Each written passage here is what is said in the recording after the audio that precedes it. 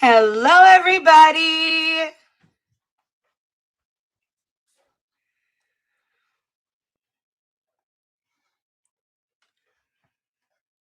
Over here.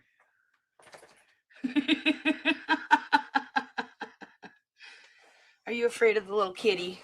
Are you afraid of the little kitty cat? I don't know who that is.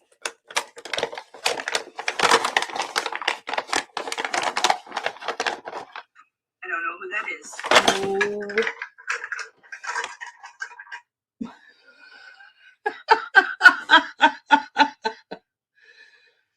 I forgot I brought it up when I was sending a message saying I'm going to be a few minutes late. And then it automatically connects.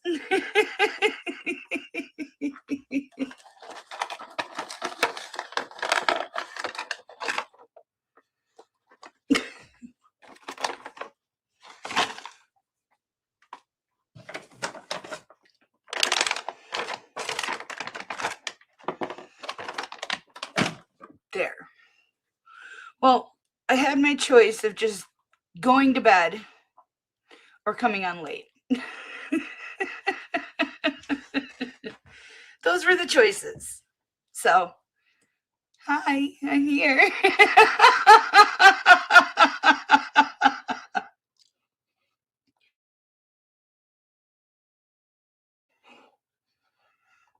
Hello, Jerry Matthew Boyd.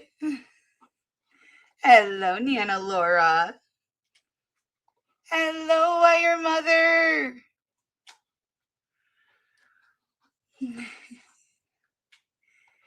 Hello, C-Rex, my love.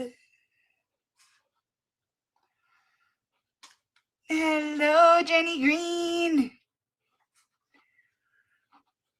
Hello, Linda Applegate.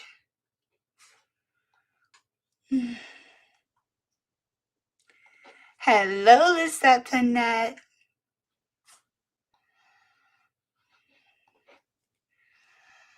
That was me. I was exhausted. No matter what I did, I just couldn't wake up.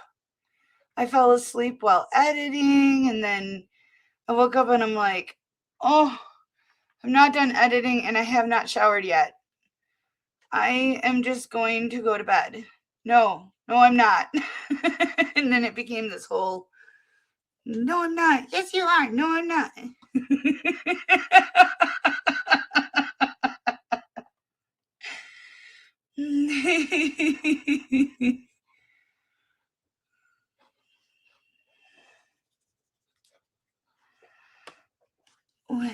What, baby girl? Hello, Mortimer Duke. By the way, everybody, the text was from Mortimer Duke.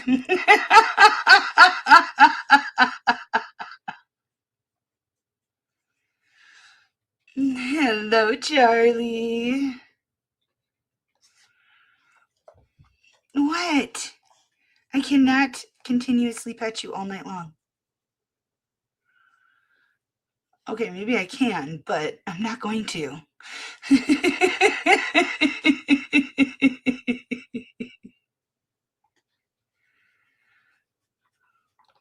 Another kitty.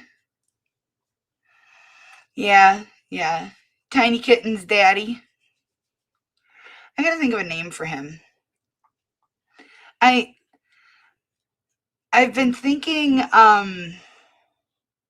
Snitch. I have Bandit. I have Esquire. I think I need a Snitch.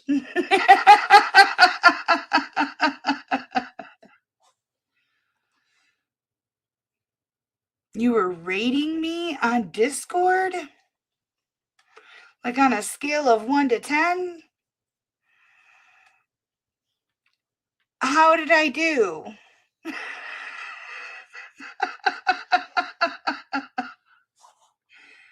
Hello, Patrick.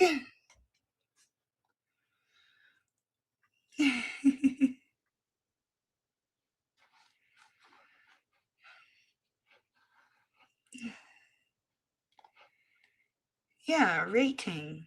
That's what that is, rating. You mean waiting on, or?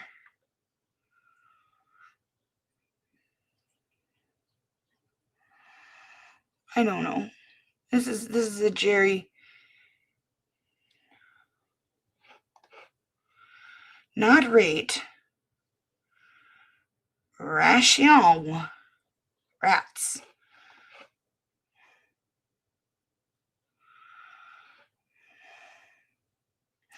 Does anybody else know what Jerry's trying to say?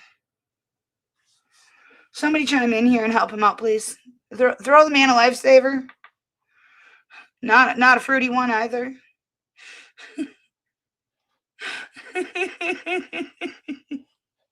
Oops, that's not meant for me. Hello, Dark Zoomy.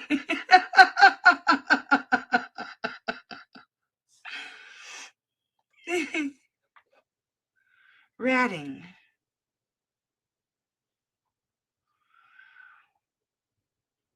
We were ratting you on Discord? Do you mean like poking fun at me?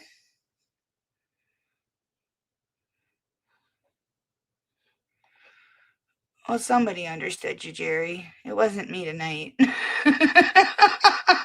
I'm sorry. Debating on will or won't you go live. Okay. Who won?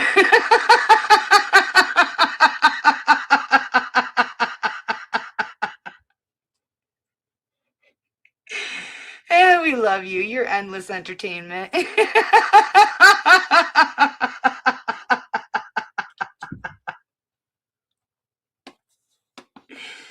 Of course I did.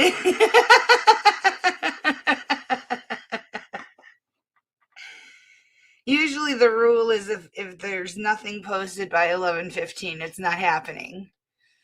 But I broke the rule tonight. Don't expect it to happen often. Usually if it's not posted by 11:15, I am out. And I was zonked, but I came to just in time.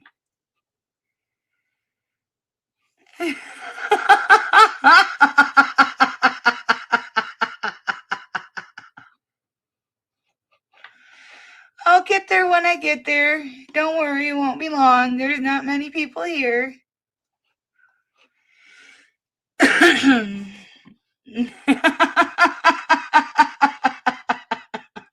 And you'll be ruling with me. Hello, Squishy. Oh, man. I don't even hold out that long, sweetie.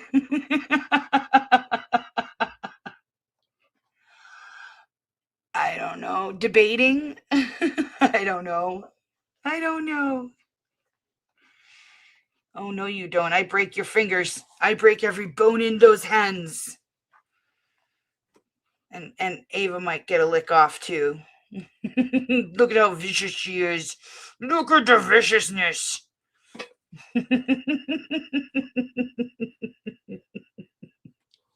Hi. Hi, good girl. Earl's over at the water fountain looking at us like we're crazy.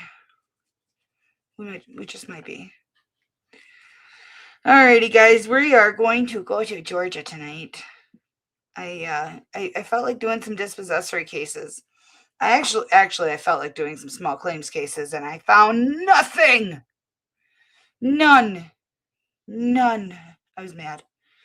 So I settled for dispossessory. Oh, real quick, today I had to call a taxidermist. So one of my daughter's classes that she's in with college, it's not a required course. It's something she signed up for fun. They take like roadkill and carcasses donated to the school, and the students clean them and then the furs are sold off. It's a trapping course. The furs are sold off, and the money is poured back into the class. And it's a really awesome program. Because part of what she's going for is she's wanting to do policy work. She kind of needs to learn every aspect of ecology and biology and all that stuff. So the reward for this class, the reward for the students that participate in it is they get to keep the skull of the animal they clean. My daughter called me and she's like, "Hey mom, so I've got a skull. What would you think is the coolest one?" I'm like, "I don't know. What'd you end up with, sweetie?" Well, she ended up with 3 of them. She got 2 otters and a bobcat. And she talked to a taxidermist in Madison, and they wanted like $300 and some a piece to just clean the skulls. Just clean them. And my daughter, she had the idea, maybe mom could start a colony of dermestid beetles in her home. Dermestid beetles, flesh-eating beetles that fly.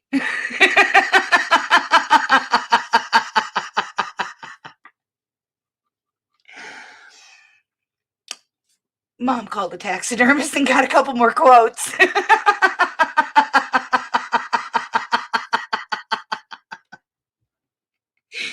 It wouldn't, the cleaning the skull thing, like, that doesn't bother me. Having a skull, I think, is really, really cool. I'm so proud of her for everything that she's doing. It's the Beatles part I don't like. I didn't even like the group the Beatles. I'm not gonna have Beatles in my home. Mm-mm. That can lead to infestation. And I don't want to know what else. Plus, if you buy cheap dermestid beetles, they have a potential to have a mite that can disrupt the whole ecosystem of beetles. So I'm not risking it. I'm not risking something that I know so little about.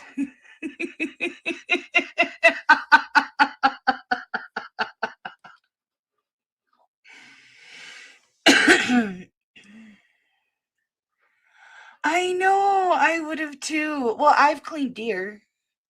I think that's awesome. My uncle and cousins were all hunters. My brother was a hunter. Hello, Purple Kivani.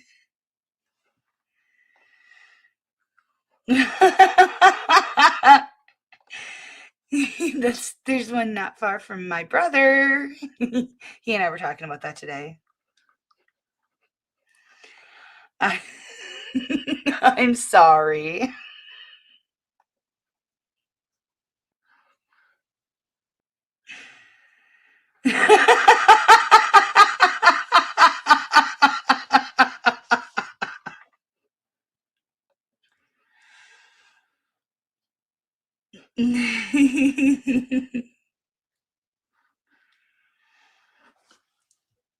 Yeah, so I just had to share that with all of you. No, I will not be starting a colony. I can't.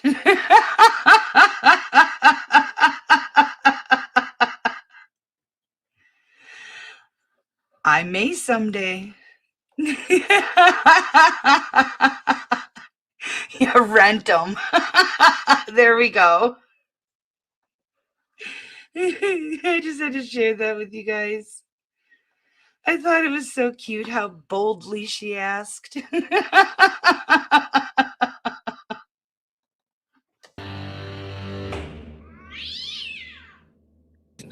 Thank you.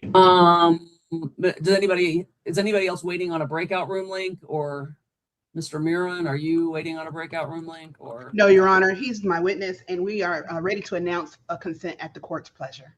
Okay, and is this Velasquez? in the It room? is position There, one. she's here. Okay, I'm ready.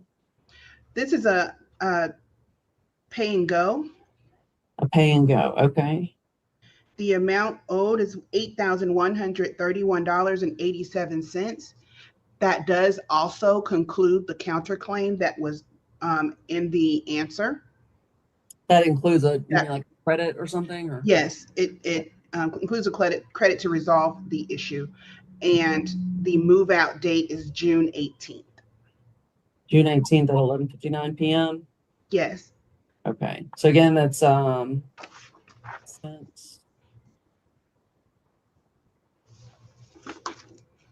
So it's a money judgment and it's a money judgment and a move out. correct. Okay, sorry. It's not like a payment, but so it's okay. Yes, Okay. Money judgment. So the money judgment is $8,131.87, representing rent through the 18th. Is that correct? correct. Okay. All right. So Miss Velasquez, are you unmuted? Can you unmute for me, ma'am? There we go. I'm back on the screen. I could mute. Okay, so Ms. Velasquez, it looks like Ms. Bumpers just announced you were able to resolve your case in the following manner. So I'm just going to review this with you. I do need to place you under oath. If you could please raise your right hand. Do you swear or affirm that the testimony you are about to give is the truth, the whole truth, and nothing but the truth under penalty of perjury? Yes. Okay, thank you. All right, so Ms. Bumpers just announced that you have agreed to vacate the property by 11:59 p.m. on June 18th. Okay, that's going to be next Wednesday. If you do have possession of the property in any manner beyond that date, then the landlord would then be able to apply for something called a writ of possession. Writ of possession is the document that would at some point allow them to have the marshal come out. Do you understand? hmm Okay. Yes, ma'am. And there would be a money judgment against you representing rent through the 18th of June in the amount of $8,131.87. Yes. Is that so? Is that I just had a question. I didn't want to sign. I don't have to sign any consent forms. Basically, you're going to give me the 7 days, and then I can. I'm not sure what the question is. I mean, Ms. Bumper stated that you've agreed that you're going to vacate by June 18th, 11:59 Oh, p.m. I didn't want to. I wasn't sure if I was consenting. I just spoke to. I wanted to just get the 7 days from you, and then Okay. I I'm did not, let her know that I are, was going to. I do are you plan to leave. consenting or not consenting? Because it Yeah, I might, didn't. Yes, ma'am. I didn't want to consent to anything. I was just letting her know that my plan is to move. I had rental assistance and things like that, but I wanted. I would just if you are going to give me the 7 days, I will take that, and then if I can only give you, I mean, so if you're not consenting, we'll have to have looks like a brief hearing on this. okay, that'll be I fine. mean, it would end up being, I mean, essentially, if I find that I don't know that you have any legal defenses to the case, it would just be a matter of determining how much rent is owed through next Wednesday, which it sounds like it's going to be the same number. Right. Then I mean, it's going to be the exact same outcome. If this is the amount of rent that's owed through next Wednesday, then this is what your outcome is going to be. It's going to be a judgment. It'll be the exact same results. So you're saying you're not consenting to this. You want to have a hearing on it, Ms. Velasquez? Okay, I can't hear you. You're muted. Can't. Yes, it muted me. Can you hear me now? Yes. Okay, it put me on mute for some reason. That is correct. I would rather go to the trial. And you can give me the 7 days, but I didn't want to consent to anything. I didn't know that's what I was. I thought that I was just Okay, letting so them we'll know. just call it. I'll look at it a little more closely, but it looks like it'll be a judgment on the pleadings. I mean, it's going to end up Okay. it's going to be a money judgment too. I mean, it's going to Right. be exactly this outcome. You understand that, right? Yes, ma'am. Okay. All right. So as soon as I can get to that, I will. So Ms. Bumpers, do you have any other cases?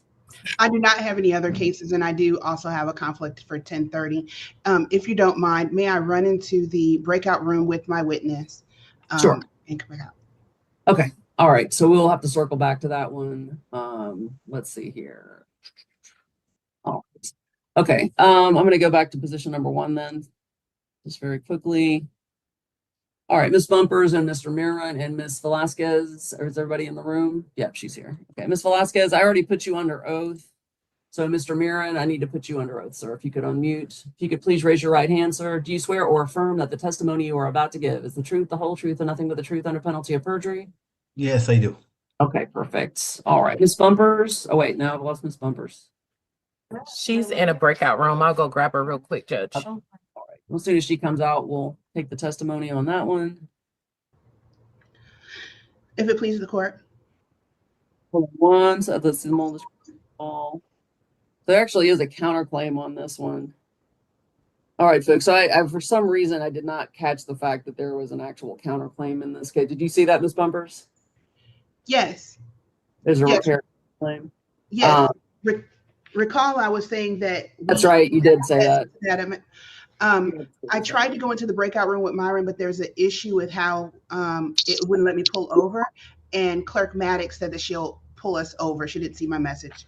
So if I could just have 2 minutes. Okay. Well, this is my thought is because, so again, I don't know. I just didn't click in my brain that there was a counterclaim here for some reason when you said that earlier. So usually when it looks like you have pictures and Miss Velasquez. Miss Velasquez, do you have pictures and documents that you're planning on presenting for your counterclaim and things like that? Can you unmute for me? Yes, I have pictures of everything. Your Honor, we will acquiesce to the amount she requested. That's all I asked. I had Okay. already spoke with her. Okay, so you're agreeing on the amount of the counterclaim. Is that correct? Correct. Yes. Okay. All right, so we can go forward today. Okay. All right. So Ms. Bumpers, do you need to still speak to your client then? Yes, please.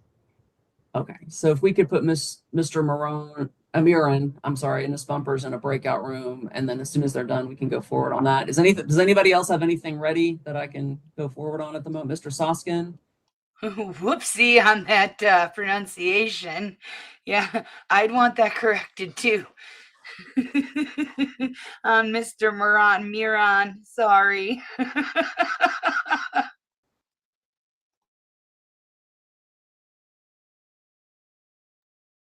Paris. What are you doing? Why are you acting like that? Really? Mr. Myron, if you can remain muted for me, please.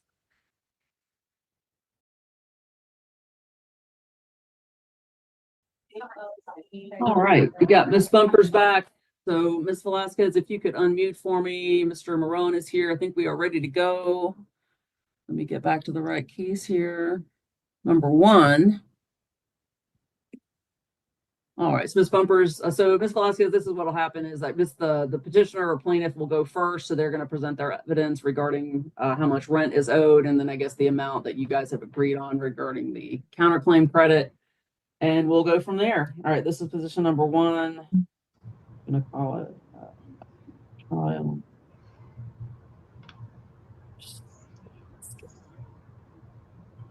Okay. All right, so Ms. Velasquez, I'm going to, if you could come a little bit more into the camera for me. There you go. Yes, ma'am. I'm just going to put you on mute while they are presenting their case. And then as soon as Ms. Bumpers is done asking Mr. Moran questions, you will have an opportunity to ask him questions. If you choose to do that, you may not have questions for him. And then you'll get to testify on your own behalf if you choose to do that. And then Ms. Bumpers may have some questions for you at the conclusion of that. Okay, so that's generally how we'll do this. Go ahead, Ms. Bumpers. Have they been sworn in, Your Honor? Yes, I did swear you guys in before, correct? Yeah. Okay, yeah, they're ready. Mr. Myron, would you please tell me your full name? Ron Myron. And how are you related to the property at issue? I am the landlord. All right. So have you familiarized yourself with the amounts owed and amounts paid in this case? Yeah. Did you receive funds to pay rent in December for some future rent? Yeah. And did that leave a balance owed as of March? Correct. Yes. How much is the monthly rent? $17.95 per month. And is your late fee 10% of rent? Yeah. Correct. And did you receive any funds after the assistance funds was received? No, I didn't. So including March, the partial payment that was due, and April, May, and a partial payment for June, correct? Yeah, The sums owed for May and April are complete amounts in 1,795, correct? correct. Yeah, The partial payment through the 18th of June is 1,077, correct? yes, correct. I'm sorry, he accepted a payment after the filing of this dispossessory? No, No, the payment was received in December, Okay. and But it was rental assistance, and so some of it paid in the future, and so that's why I was clarifying that it's a partial amount owed also. This case was filed. So when she paid in December, she was current through what date? She was current through February 24. February 25, 24th, 24 of 25.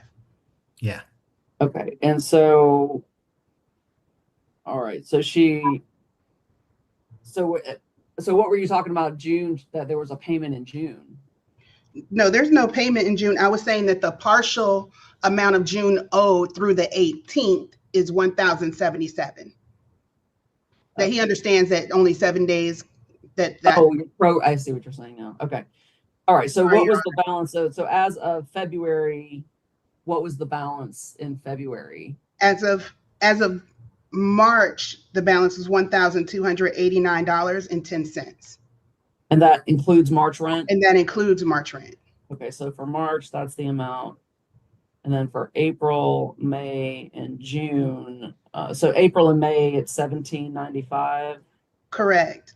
And June's proration is 1,077, which should total 5,956 and 10 cents. 5,956 and 10 cents. Okay. Correct. The amount of the late fee, 10%, $595.60. Okay, so 5,956 plus 595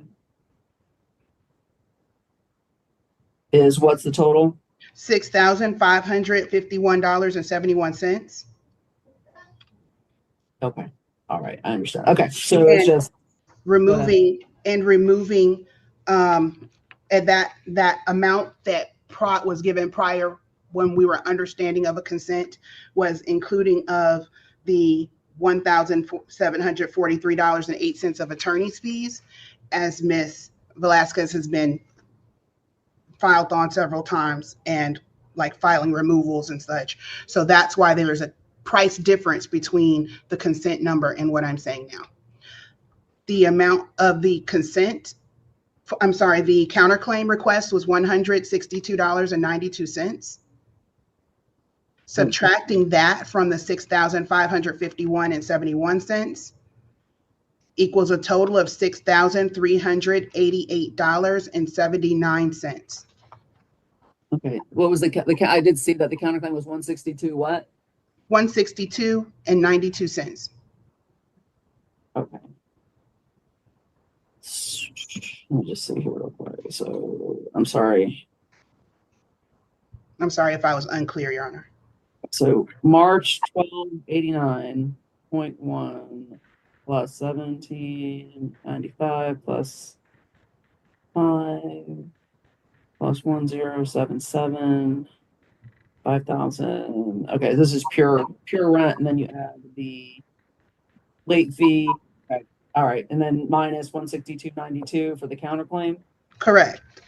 Okay, so the total you're seeking today is $6,388.79 plus a writ on 6/18 at 11:59 p.m. Correct. And also, Your Honor, given the legal acrobatics that has been done prior, I just want to make sure that the appeal provision is very clear that amounts must be paid prior to being able to lock us down into the appeal. It does say that. Sometimes the clerks don't But that is what it says, and that's what it's supposed to be. But sometimes, sometimes it is accepted, and so I don't know that I can really be any more clear. But it's pretty clear in the order. But so anyway, so I understand what you're asking for today, Ms. Bumpers. Ms. Velasquez, do you have any questions for Mr. Marin? Yes. So it's for March. There, he's charging me for March rent that he was paid, because when he was paid by the um, rental assistance, they paid my back rent plus February and March, and he was aware of that. We've spoken multiple times about that. I only was supposed to start paying rent on April. Um, He said that he March was rent only was paid. paid. He said he was only paid through February 24th. No, he Okay. was paid, which we spoke about this. So we both made this. I have emails, all of that. March rent, because I had to make sure it was clarified for my purposes that March rent was paid. I was supposed to start paying rent on April. They even sent him a letter stating that they were paying my back rent plus February and March. So I Did do you, have documents for that. And they you did have, pay those 2 extra months. Mr. Moran, did you get paid through March? There is still balance for March after they paid. So they made a payment, rental assistance, but they didn't pay the full amount for March. Okay, so how much? So she is owed some more credit for March. Is that correct? Yes, Okay, so how much credit would she have been owed for March?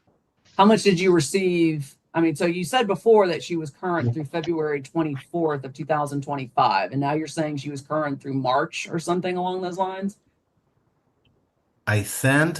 I'm not sure that I can follow you so fast, but I sent the ledger, and the ledger show that the balance for March is $359.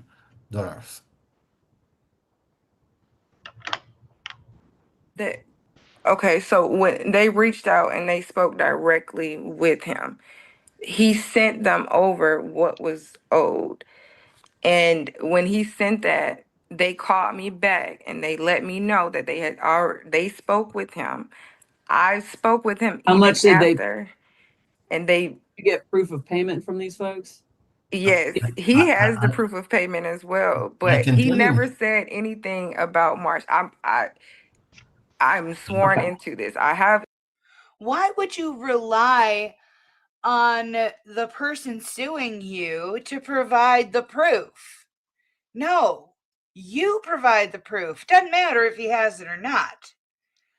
You need to be the one to provide it and have it.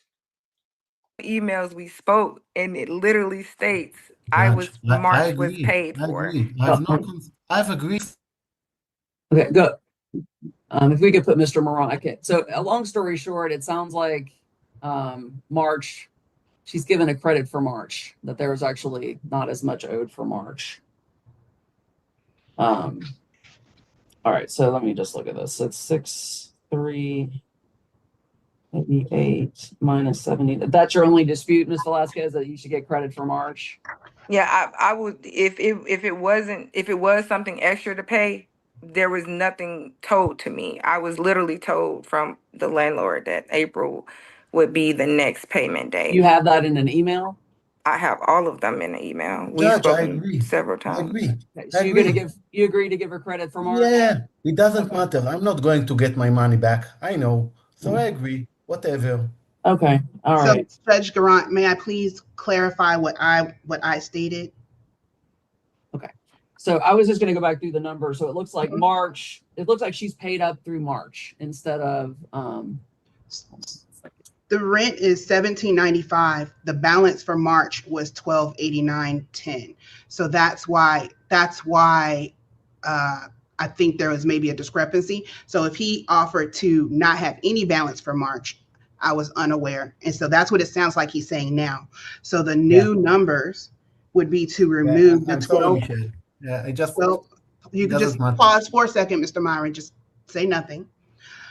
The 1289.10 that I just stated for March.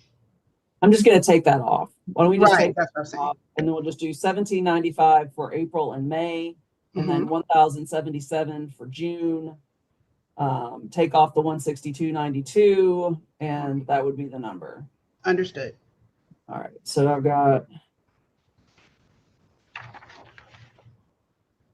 1795 times 2 plus 1077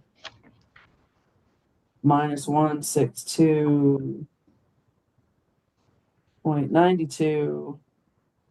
Is that $4,504.08? I'm sorry, Your Honor. Would you mind repeating that number? Let me just make sure I've got the, so 1795 times 2 plus 1077 minus 162.92, $4,504.08. Did you add the late fee, Your Honor? Oh, Because I did I got not, sorry. $5,099.69. Okay, that I did not. So that's let's see here. So that's only two. The late fee would be different though too. So it'd only be 4504.8 for April and May and 18 days of June, and then April, May, June. 1795 times 1 times 3. That's $538.50.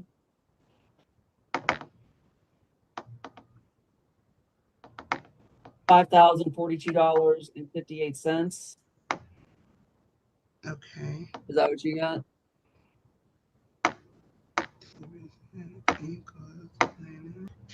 Please repeat the number.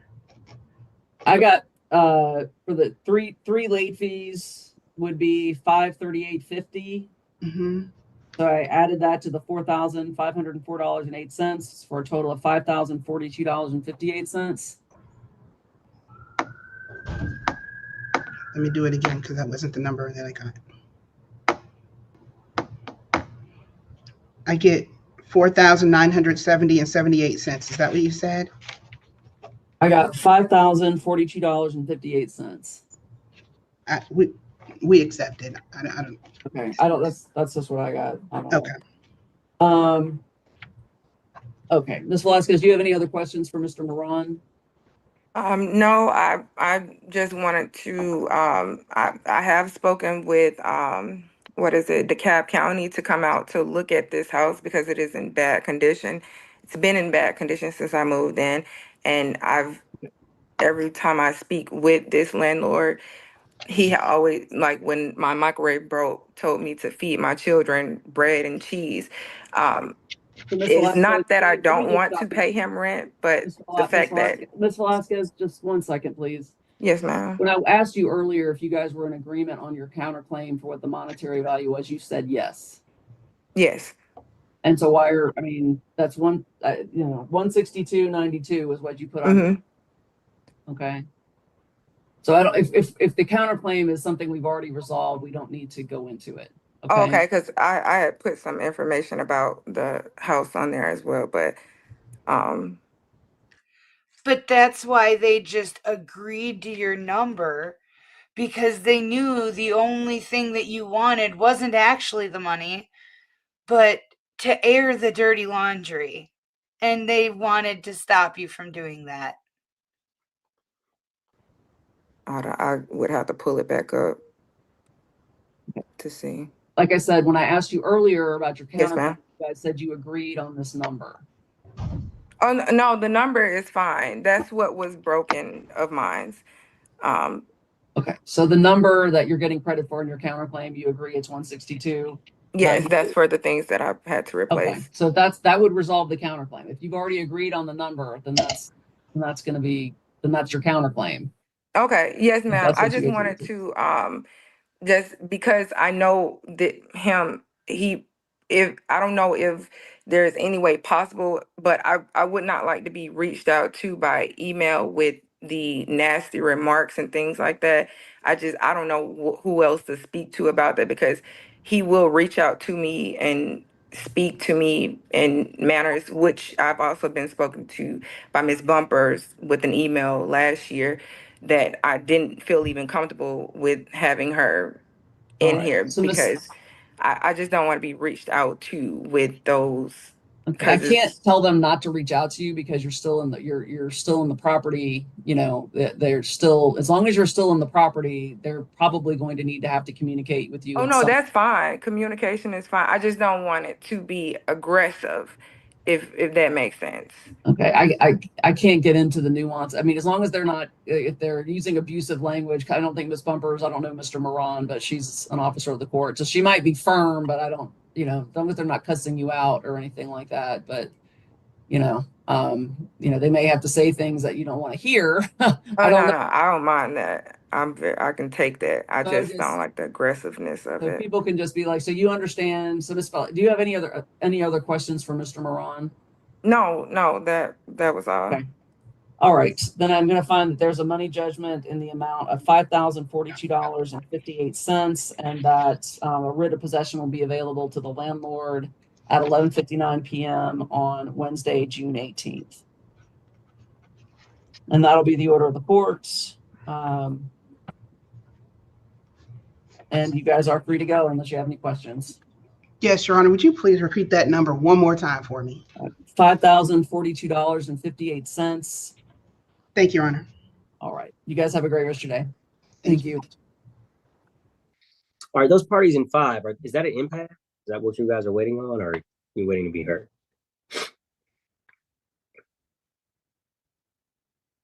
Nobody knows? Okay. Again, I'm still looking at, well, 5, is that I'm not sure, Your Honor. have That's, you guys met with a mediator yet? yes, we have, yes. And you guys, you didn't reach an agreement? No, Your Honor. Then that's an impasse. Sir. All right, hold tight. We'll get to your case too. Did we have an announcement? Is there an impasse on 6? Is that the issue? Yes, Your Honor. If I could address the court. Well, I just need to know if you guys need a trial. Before we can even deal with mediation, yes, we will need a trial because I filed a motion for default judgment because one of the participant here, the tenant, did not answer the dispossessory warrant. Well, we don't need, each one doesn't need to actually file as long as somebody answered. So we don't need each one to answer. That's why you have all others sometimes there as well. But no, it's not a default on one party opposed to the other. Okay, Particularly well, I if they both present. So if that has impeded your ability to negotiate, I would tell you go back and negotiate. Otherwise, if you need a trial, I'll go ahead and pull that up. But it won't be a default if someone has answered no. Okay. Well, my position is to go forward with the trial. I think Ms. Cersei would probably agree. Okay, well, give me 1 second. I'll take a look and then we'll come back around. All right. Thank you so much. All right. All right, now position 6. Let me let you guys unmute. I'm gonna figure out what's going on. We might have to have you in person, but I'm gonna see if it makes sense for us to finish it up. Unmute for me, Miss Cersei, Mr. Cersei. Unmute. All right, raise your right hands for me, folks. You swear or affirm to tell the truth and a penalty and perjury of the law? I do. Okay, is you as well, Miss Francis? Oh, I'm sorry. You want me yet? Go ahead. All right, folks. I'm gonna ask Miss Glass Francis some questions, and then we'll figure out what's going on. Miss Glass Francis, when's the last time a lease was renewed or entered into with these folks? A lease was last renewed in 2021. Okay, so they've been month to month then? Since 2023. How Yes, much? sir. How much is monthly rent? Their monthly rent was $1,300 a month, and provided they pay before the first of the month, they got a discount of $50. So is it normally $1,350 or $1,250? I mean, It depends if they pay. Most times they'll pay $1,250, but okay, there have been some occasions where they have to pay $1,300. okay. but they were recently told that the rent was going to. Okay, you don't want to talk about that yet. Okay. Not yet. I just got to get some basics. How much Okay. is there any late fee? Yes, there's $100 late fee. All right. When's the last time the tenants paid rent, or someone paid rent on their behalf?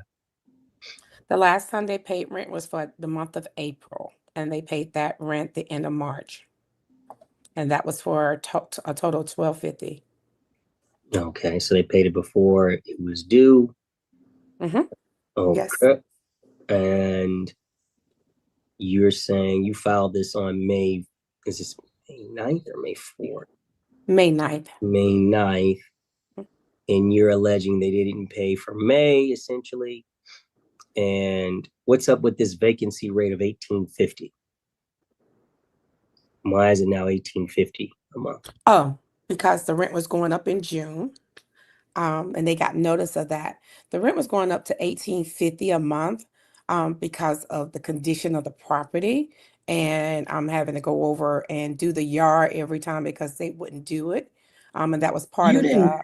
Wait. Okay, continue, Ms. Glass Francis. That was part of their responsibility, and that's why I maintained the rent at the rate of $1,300 since 2023.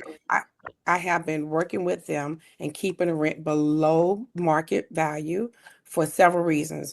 One, I was trying to work with them. Well, you know what? Low key, that is not relevant. Okay. But when did you send them the letter indicating that you want to increase the rent?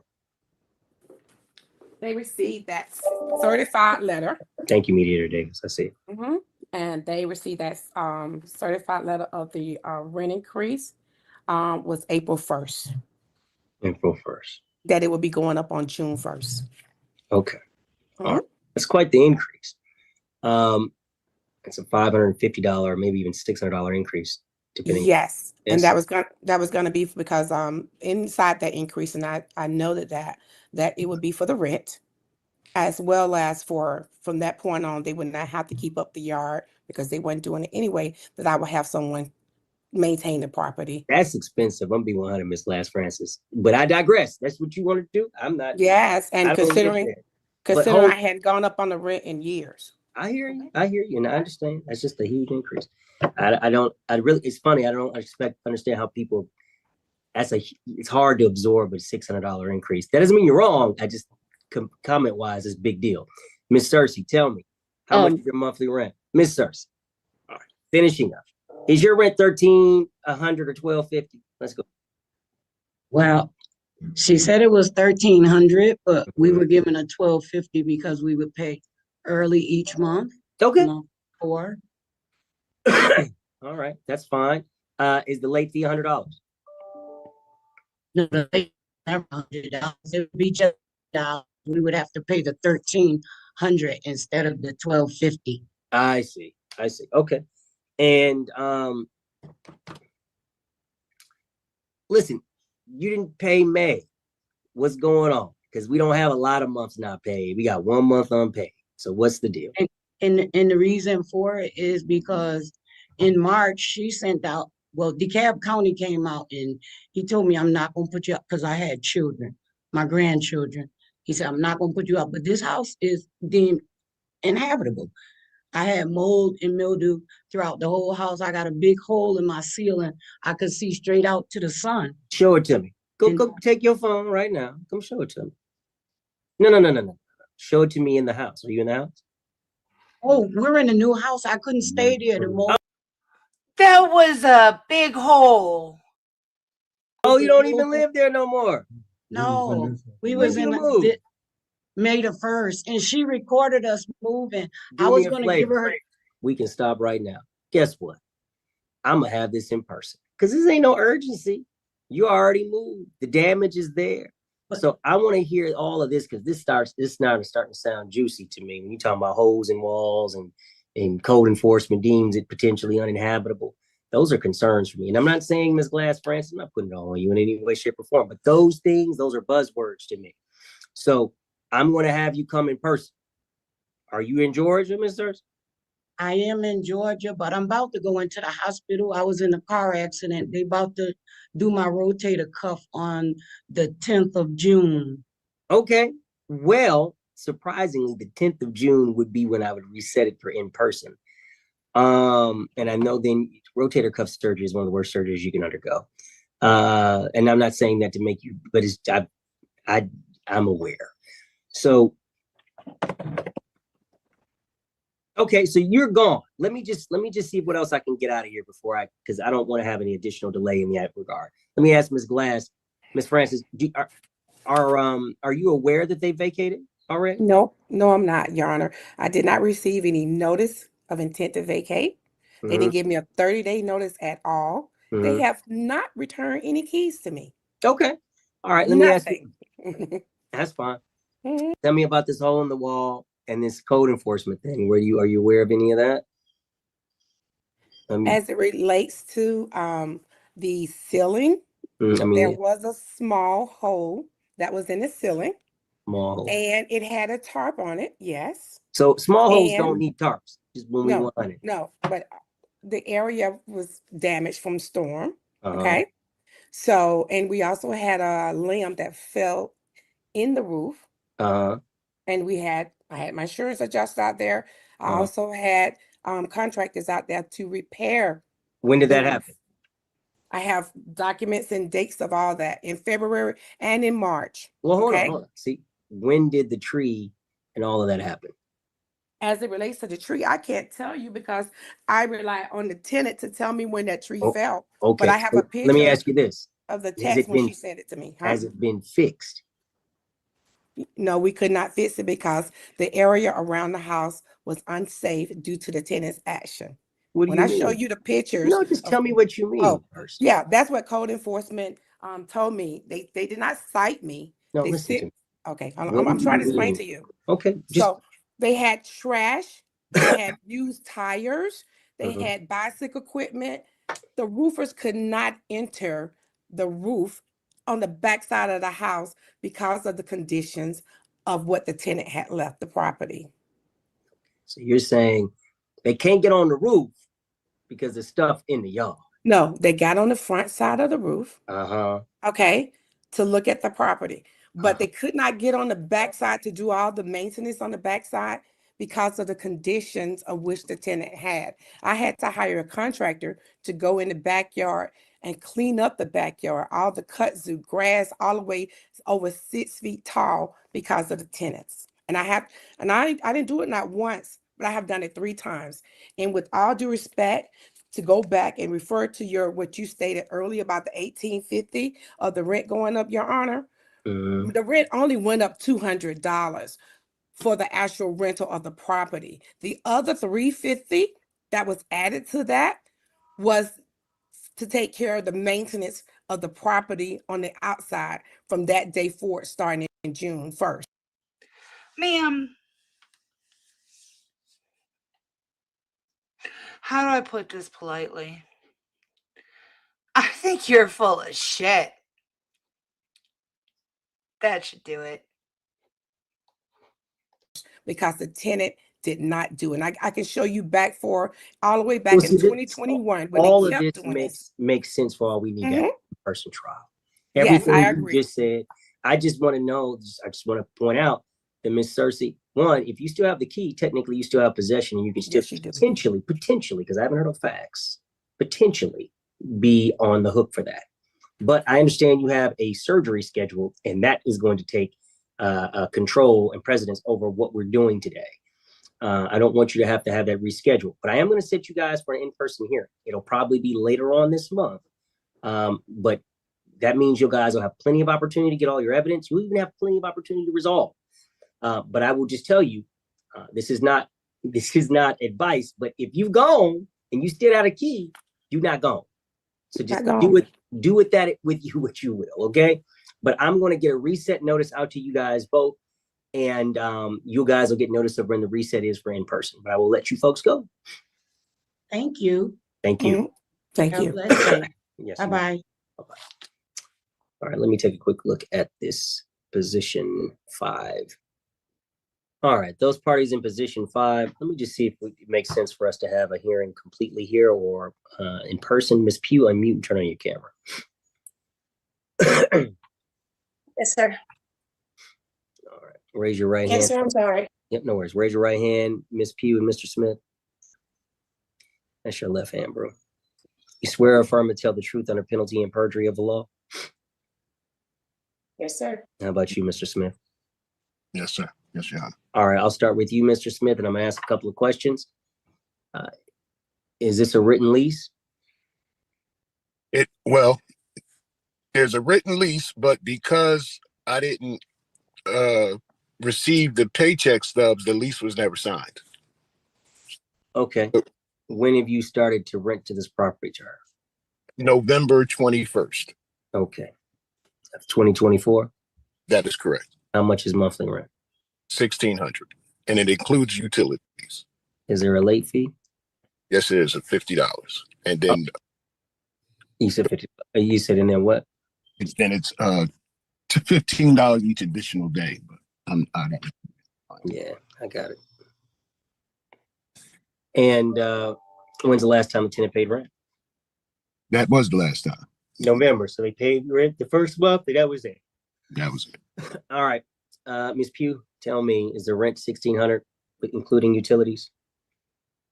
Yes, sir. Which I haven't had all utilities. The thermostat has never worked. I haven't had heat no time during. The reason why I haven't paid rent since November is because the next month, December, when he was supposed to be coming in and fixing a lot of things, he never fixed them. The window's still broken. I never had heat for me and my son. We don't have Wi-Fi, and he's turned the water off on me. And I had to call make police reports in order to get that turned back on because they said that he couldn't do that. Plumbing's bagged up since I moved in. I've submitted evidence pretty much against him. He has code enforcement violations. And when I called code enforcement in December, I talked to the code enforcement and they said I could just hold the rent until he fixed the things, which he still hasn't fixed. Who told you that?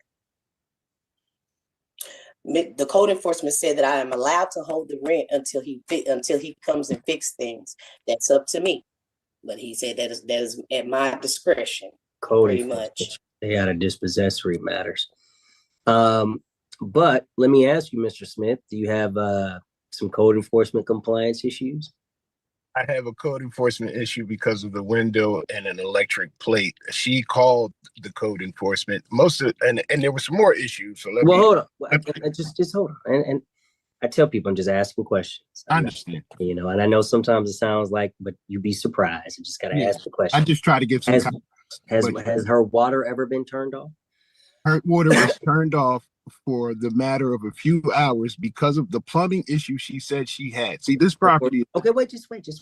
I know you got a lot more to say. I just want to know a couple of things. Yes. So water was turned off, but water's back on, is what you're saying. Absolutely, yes. Okay. All right. And turned it back on because the police told me I could. He didn't. Hold tight, because I'm about to make y'all come in person, so don't worry about it. But Miss Pugh, how long was that water off for? That water was off for all day, and I sent Mr. Shane messages. I submitted those to the court. One day. Okay. It was turned off all day, and I had the guy come back and turn it back on through the. Yes, sir. That's okay. Mr. Smith. Yes.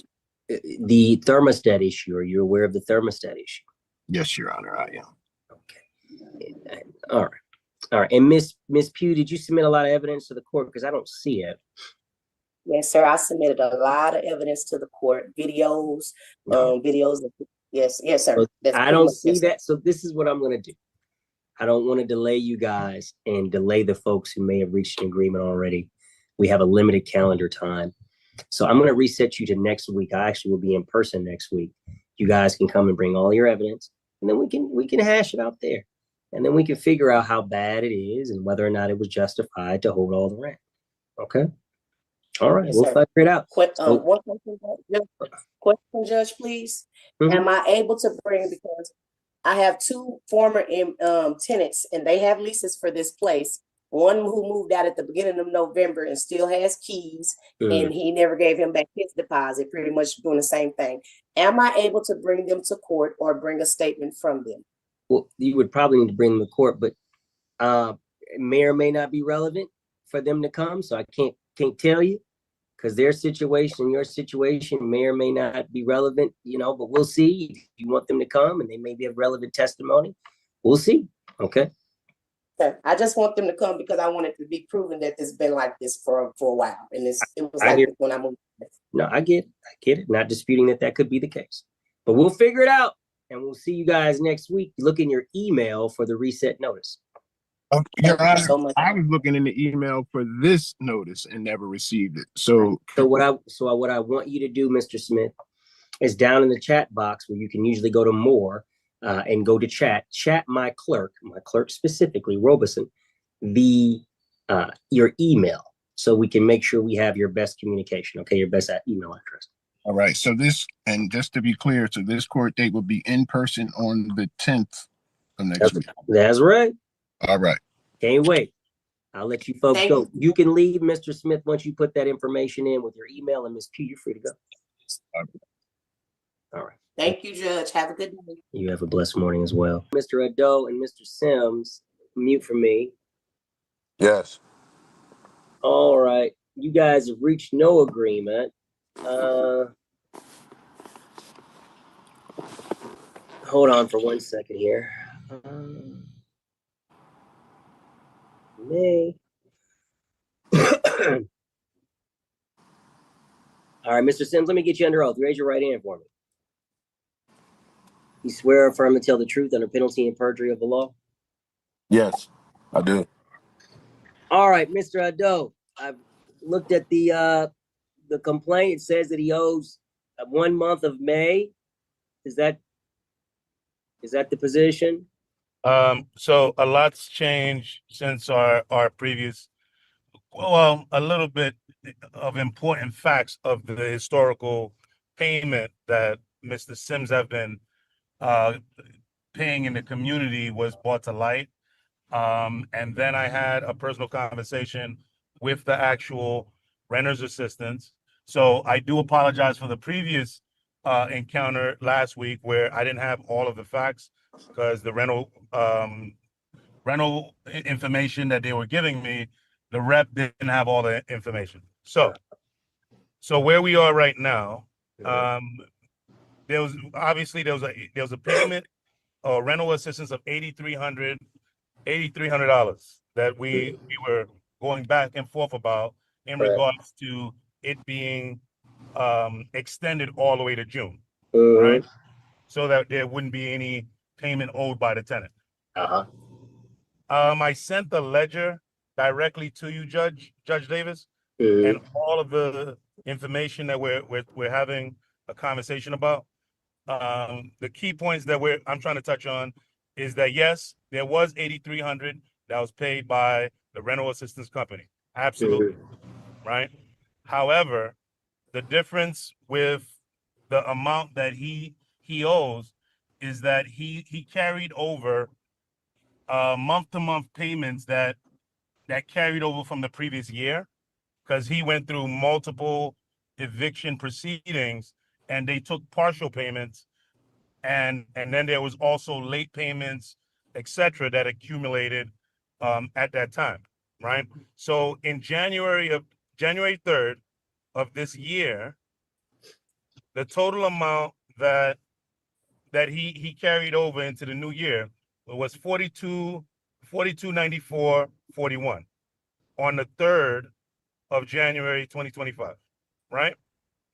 He made a payment of $13.45 in the month of January, the ending of the month, towards that past due amount, right? Can you hear me? I'm hearing you. I'm just listening, trying to gather what you're saying. Okay. So the $13.45, subtract that from the actual amount that he already owed from the beginning of the year. I'm trying to pull everything up while I'm talking. I'll be honest with you. I don't see any of those documents you're talking about. I sent it to dispossessory. Yeah, but when'd you do it? I'm sorry, I can't even hear you. When'd you do that? I did that today, not knowing that I would be on the. We had a calendar call. Man, I'm not going to be able to see it today. Listen, this is the issue. Hold on, let me pull. I can't see. Wait. When did you get your $8,300 payment? April 21st. Okay, April 21st. There was no payment for February. I got it. Hold on, April 21st. You filed this on the 13th, right? But my concern is this. You get this payment on the 13th, right? You're saying if it didn't cover June, does it not cover May? It does not cover May because there was no payment. So again, let me ask you this: how did they get the number to pay? I'm sorry. How did they get? How did they get the number, the organization, to pay you guys? Who gave them the number? Because of the past due amount. No. So you guys gave them the past due amount. Is that correct? We gave them the past. Mr. Sims also gave them the information. But they usually have to communicate with the landlord. They don't just give people checks without. Yes, of course. So just hear my thought process. You guys gave them information to pay $8,300, right? They didn't come up with that number by themselves. They don't have money to just give away, like to just randomly. It has to be money that was claimed that was owed, right? Correct. So who told them it was $8,300? They calculated from the time that they was about to make the payment that they was going to pay everything going in arrears. That's how they came up with the total amount based off of his monthly amount was $1,575, and then so he missed February, he missed March, and then he had a carryover again from the previous year. The problem is you keep talking about this carryover. If the carryover, you can't add money once you tell people how much it is to pay. So if you said it was $8,300, yes, it's $8,300. Right. That's what the rental assistance paid. Correct. Correct. That's what I'm in agreement with you about. And I'll be honest with you. I'm probably going to put this in person because I don't see the documents that you're referring to. But what I'm really trying to figure out is you got a payment in April of $8,300, right? He paid a separate amount of that, but I don't know if that was inclusive of whatever amount you claimed that he needed to pay. When they paid you, I don't know if I don't have any documentation. Or you say, was it through just the same thing that we dealt with last time? Was it through April or was it through May? Because you got the payment in April. It was not through May. And I just don't have any documentation. We're just talking. And so, Mr. Sims. Yes, sir. Tell me something, because, are you driving? You need not to be driving. So pull on over again. Oh, yes, sir. I just had to move right down a little bit. But yes, sir. This is the problem. While I was going through this process with the property manager, Eric and I were discussing a couple of fees. My lease ended in September. Then I think at the time that the lease ended, there was a dispossessory. Whatever the amount, every dispossessory was, whenever that was the amount, I would pay that amount. So there was no amounts that were being carried over that Mr. Ado is talking about, because to meet the terms of the dispossessory, I had to pay those amounts, which I did. Okay. But in that process, me and Eric had talked about getting those fees waived, which he did after he spoke to the home office. So all that left me. So that's really what we're dealing with. It's January's rent. So you're saying fees have eaten up maybe some of the portion that he's allegedly owed, and not just the rent. That's correct. Normally, a lot of times those fees are negotiated when people get in. So this is what we're going to do. I'm gonna have y'all come in person because y'all haven't given me the documentation, and I'll look at the documents. All right. That's all I need to do. No problem. But I'm gonna be honest with you, Mr. Sims. Can we come? Mr. Sims. Yes. Depending on what goes on, it's now June, so it's either. I don't know. I don't know enough information to say whether or not it be paid up through June. My main concern was it paid up through May. It's hard to believe that they would have paid you in advance for 2 months. They used to do that back in COVID, but that was COVID. This isn't that. So, well, y'all, let me explain this real quick. I don't want you to explain anything to me, because your words, I'd rather look at paper. So get me some paper. You're gonna come in my courtroom on next Tuesday, and you're gonna bring me the paper. But just I've understand, already Mr. Sims. provided it. No, I I don't see provided everything. Okay, all right. I just want to tell you that as time proceeds, you very well will owe rent for June, depending upon what it goes. Now, if you're saying if we can prove that they paid rent through June, that's another thing. But it would behoove you that if you don't have the money for at least a month's rent, you might want to try to get it, because that's going to be an issue at some point after we resolve all of these issues. Because I'll be frank, if Mr. Ido, if it's just a confusion and where he believed May was paid and May wasn't paid through it, and depending upon what that demand letter was, right, then that's a dispute. And if he had the money, he might still be able to pay it and resolve it. If he doesn't, that's another thing. But I have to look at all of that, because if it's just merely, hey, I thought it was May was already paid and there was a dispute or confusion, I'm not going to let you evict him because, hey, I didn't pay because I just didn't have the money. I thought that it was already paid by virtue of these payments, and I do have the money. Here it is. So that's what we're really looking at. But I tell Mr. Sims, if June's not included, then you're going to potentially have June looking for. And if May's not included, you're going to have looking for May. So I'm just saying, I'm not telling you I'm going to rule. I'm just saying that those are things that you might be prepared for in lieu of what we might find on Tuesday. Okay? So I will see you guys on Tuesday. It'll be physically. You'll look for your email for the reset in your email. Not 9 a.m.? It'll either be 9 a.m. or 1 p.m. Just take a look at the order. Yeah, because we was trying to address the countersuit and everything else. We're going to do it all in person. When you're in person, I we don't look have forward any to of it. these issues. Yeah. I look forward to it. I didn't think that this would drag on this long, but no, it happens. It happens. Yeah. But not everybody always makes a big $8,300 payment, so that does tend to cause a little bit of of more investigation. I'll see you guys next Tuesday. You guys are free to go. All right, Judge Davis, thank you. No worries. Thank you. All right. And that should conclude our hearings for this morning. All right. And in the meantime, we have brought in our property management and our tenant on position 30. And Mr. Osei Tutu, my understanding was that you wish to make a statement to the court today. Yes, Your Honor. It's his cousin. I'm Kobina Akufo. And we just filed this thing on Friday because he did a surgery. He was hospitalized in a while. And the doctor wanted him to rest. So he's not really in a coherent mood to really have this kind of discussion. So we wanted to just give him time to recover a little bit, so then he can come back and have all this talk, because I can't make any decision or whatever goes on with that. So we wanted an extension. We filed it on Friday because when I came here on Thursday to the store, that's where we saw the paperwork that somebody came in that day and dropped it off on Thursday. So Friday, that's why I went to the court to do all of that with it.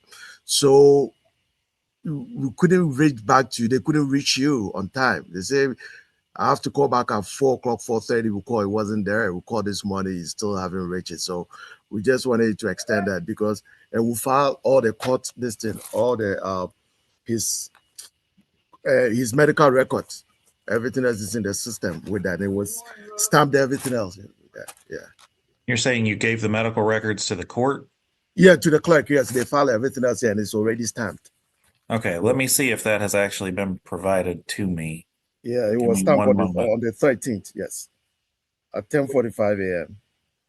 Okay, and that was Friday. Yes. Today is Monday, if I'm counting those off correctly. That's Just correct, a moment. because it was a day before the person dropped off this in here, this court issue here. That's why I came in on Friday. I think it's in the exhibits tab, Judge. Oh, okay. I was checking my queue. That was where I went wrong. One moment.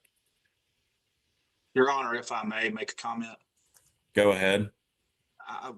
If it please the court, I believe that this gentleman needs to be sworn. I also believe that the defendant himself is off camera.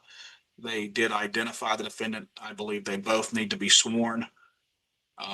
And I will leave that to your discretion. Why would I be so? All right, one moment. Let me see what was submitted to the clerk in advance. And Mr. Dotson, for whatever it's worth, normally in these cases, these things are sent to a judge's queue for review. When they're letters, paperwork, and the like. And Your Honor, I was not provided that documentation either. All right. It's okay. Thank you. Thank you for letting me know. All right. For the person that is with us today, I need you to raise your right hand for me, please. Do you swear or affirm your statements to the court today will be the truth under penalty of perjury? Yes. Okay. Spell your name for me, please. My name is Kobina, Kobina, and the last name is Akofu, Arkorf as in Frank UL. Okay, that was ARKROFUL. ARKORFUL. Okay. I am looking at medical documentation that references a hospital admission and procedure, the admission being 5/15, that's May 15th, with discharge by May 18th and the procedure in between on the 16th. Is that consistent with your understanding of when Mr. Osei Tutu had his procedure? To my understanding, yeah, I'm not very sure of all the exact dates because I was just previewed to the last minute when I came here on Thursday and saw the letter here and went to see him, contact him. That's why all these things here. So I don't know much details, but I know he was sick and stuff like that. Yes, he did surgery. But the timelines, I'm not too sure. Okay, counsel, forgive me, I'm having to click between a number of different screens at once and it is clunky at best. Sure. What, when was this action served? Well, two things, Your Honor. The defendant is there. He is on this call. He was on screen. He's been jumping on and off screen. And I did confirm when I was meeting with them in the breakout room that he was there. So the explanation on the service attempts, Your Honor, we believe that at least to it's our position that the defendant, Mr. Edward Osei Tutu, has been evading service. We have attempted service process on numerous times with multiple process servers, culminating. We were told previously by a process server that attempted service at the address that we ultimately served at on Thursday, that on I guess it would be June 12th, Your Honor, at 1570 Valley Club Drive. The summons and verified affidavit for distress warrant and dispossessory were served. They were served upon a Nahima Osei Tutu, who is apparently the defendant's daughter, being age 20. And I'm sorry to interrupt, but you said that took place on what day? That took place on June 12th, Your Honor. Which was Thursday. Thursday. And I'm not sure whether you had seen previous correspondence. We had previously been told that the address of 1570 Valley Club Drive, Lawrenceville, 30044 was a correct address. We were later told by another female resident of the home that Mr. Tutu did not reside there. We attempted service there again. That was on June 12th. Served the daughter, and the defendant himself, who is, again, I believe, off screen from what you are seeing on the phone video, that in fact he has been residing, and that is the correct address for Mr. Tutu of 1570 Valley Club Drive, Lawrenceville, 30044. Now, there is two parts to this. There is a distress warrant and a dispossessory warrant. The distress warrant does not have the same time limitation. We would freely admit and state to the court that the dispossessory aspect of this matter is not ripe, since service was only obtained on Thursday, but the distress warrant is ripe for this court's consideration. And I would note for the record, Your Honor, that Mr. Ockerful is not an attorney, and he does not have the capacity to make argument or request upon the court. And again, I would request that the defendant himself appear on the video and make whatever request he needs to make to the court. And so I've got your initial paperwork pulled up, and I'm looking at the distress warrant. And if the court pleases, I can discuss the aspects of the legal requirements for the distress warrant if necessary. But I do believe he is in default as he's not answered to this point, but we can address that at whatever point the court wishes. So has there also been, was it just the daughter that was served, or was there also TAC and mail service? We actually served at the premises as well. And okay. That was either the same day. I believe we actually served that some time ago. Let me pull up that service as well, Your Honor, if you give me 1 second. The most recent service, Your Honor, on the store occupants of the store of the location Cozy Furniture was on June 11 at 201 at 6132 Covington Highway, Lithonia, Georgia 30058. It was the summons and pleadings were delivered to the store manager, who refused to give his name. All right. I will, from glancing at what I have on my schedule. I want to interject a little bit. It wasn't the store manager. I was the one here, and he was asking me everything I said. And I was like, give me the information. He wouldn't. He just left the thing on the table. So it wasn't a store manager.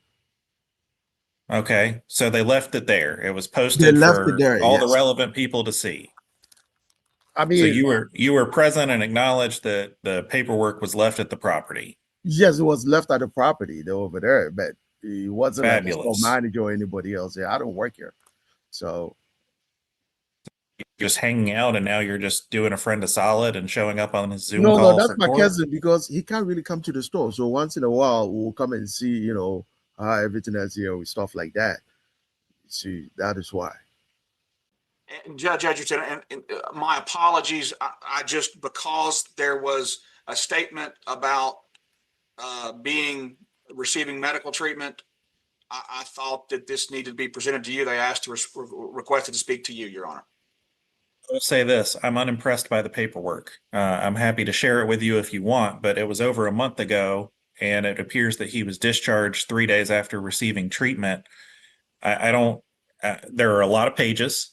I am certainly open to the possibility that I have overlooked something. I don't see anything in there that explains to me why 4 weeks after the fact, he can't sit on a couch on Zoom. It's not really like he can't sit on the couch, like he was explaining. That's great. Then he can do it right now. Where is he? He's here. He says he's not coherent to really like discuss everything that's here. That's why. So it's not like he's bedridden or anything like that. It's just that mentally he's not there. When he went through a really bad surgery, they have to do a blood transfusion and stuff like that. Like, he's really recovering out of that. He couldn't even be coherent in anything. So that is why. So he's just barely moving around, you know, coming around, you know, with that. That's why I stepped in, because then that he can't really function like he used to be. I'm going to tell you that I don't believe you're authorized to do that. I don't Say have a again? designation. I don't believe you're authorized to do that. You just told me you don't okay. even work at the store. You're not a lawyer, as far as I can tell. That's true. And you don't have a designation of agency where there's paperwork being signed by members of the organization authorizing you to appear in a professional capacity on their behalf. Mr. Dodson, I am sitting on this same calendar morning and afternoon next Monday. Let me ask the question this way. What concern, do you have any concerns that some sort of harm or disadvantage might befall your client by, it looks like our morning is full, so it would potentially be reset to 1 in the afternoon for that calendar. But is there anything you're concerned about in your advocacy for your client if the case were to be reset to next Monday afternoon at 1 p.m.? The concern is that the store is in operation, Your Honor. It is keeping regular hours, and they actually have in the windows of the store going out of business placards on their windows. We believe that the inventory will be sold, and we believe that that is, if nothing else, the only financial return that we will receive, even assuming the court grants the distress warrant, and then the court then grants the dispossessory warrant if the court is to reset the matter. And so now I will offer this, Your Honor. And my client is here, and I don't have this authority, but I would suggest that if the court is of the mindset that erring on the side of caution and being conservative from the bench, that if the court is going to reset the matter, then we would request that the court order that the store be closed until after the hearing on the rescheduled hearing date, which would then prohibit and presumably an order prohibiting the defendant from selling, otherwise removing any of the property from the store.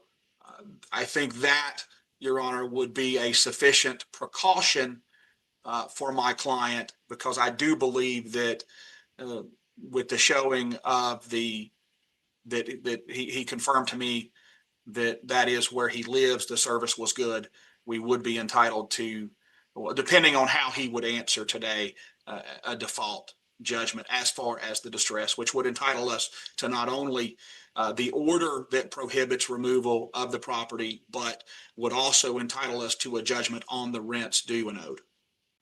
Well, at least the rents due owed to this point, Your Honor. I misspoke.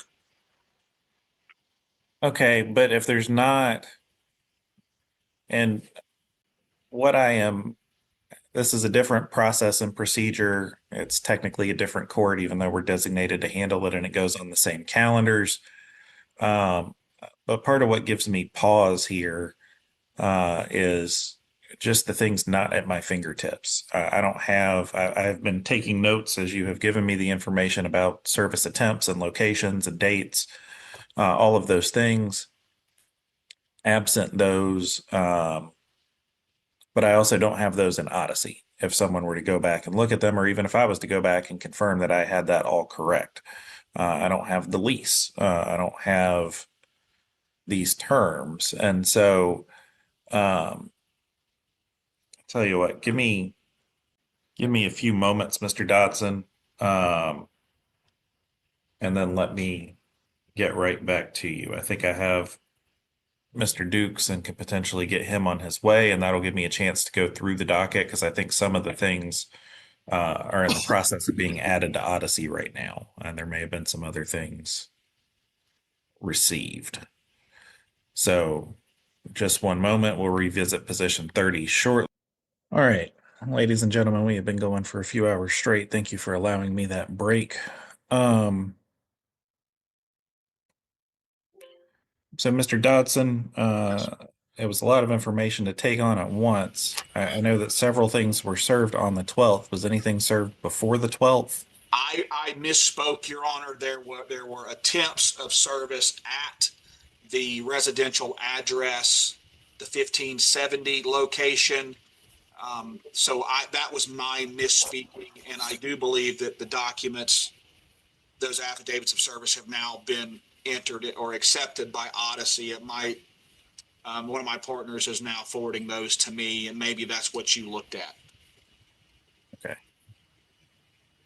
I haven't seen them yet. Odyssey updates itself incrementally, and so we are getting there, even as Madam Clerk works diligently to get those things scanned in. So,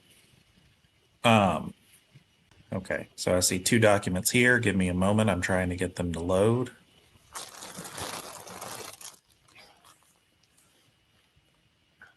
So I see an affidavit of service pertaining to this case number. We have one on Successful attempt June 11th, 2:01 p.m. for one document, and successful attempt June 12th, 3:38 p.m. at the Valley Club Drive address received by daughter.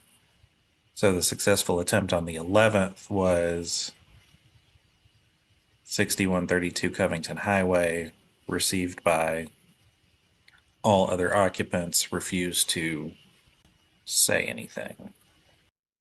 All right, so Mr. Dotson, your position is that we have made it this far.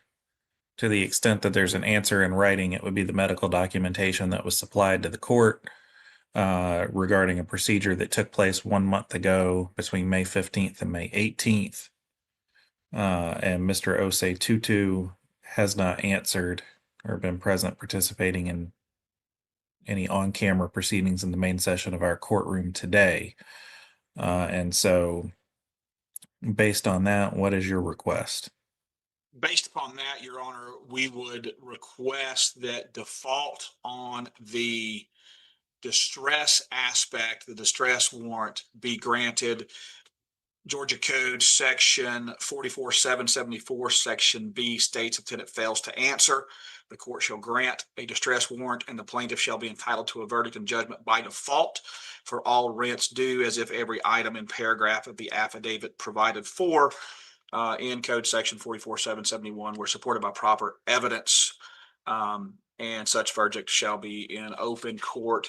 The amount of that verdict on the rents would be $101,178.60 as pled in the verified affidavit filed on 6/2/25. And then That was $101,178.60. 60 cents. Thank you. And that a writ for the distress be issued prohibiting and preventing the sale, transfer, relocation of any of the inventory, that such inventory be permitted to remain in the store until such time as the dispossessory warrant can be heard and the writ of possession granted. That matter, the dispossessory aspect, is not ripe before this court at this time. All right. And before I render any decisions, I do want to state we did receive a written answer bearing the defendant's name. The answer, which we received on Friday, states the defendant's name and case number. I received letter for court date on June 12th in the afternoon and is too short of notice. Moreover, I was hospitalized and my doctor is asking for me to rest and not do serious mental exercise. I'm asking if it could be postponed to a later date. Thank you. The documentation that we have received regarding the medical condition in support of that contains discharge documentation with the service date and time of the afternoon of May 18th, which was roughly 4 weeks ago. The print date on all of these records is also May 18th. The directions to schedule follow-up appointments with a specialist within 2 to 4 weeks.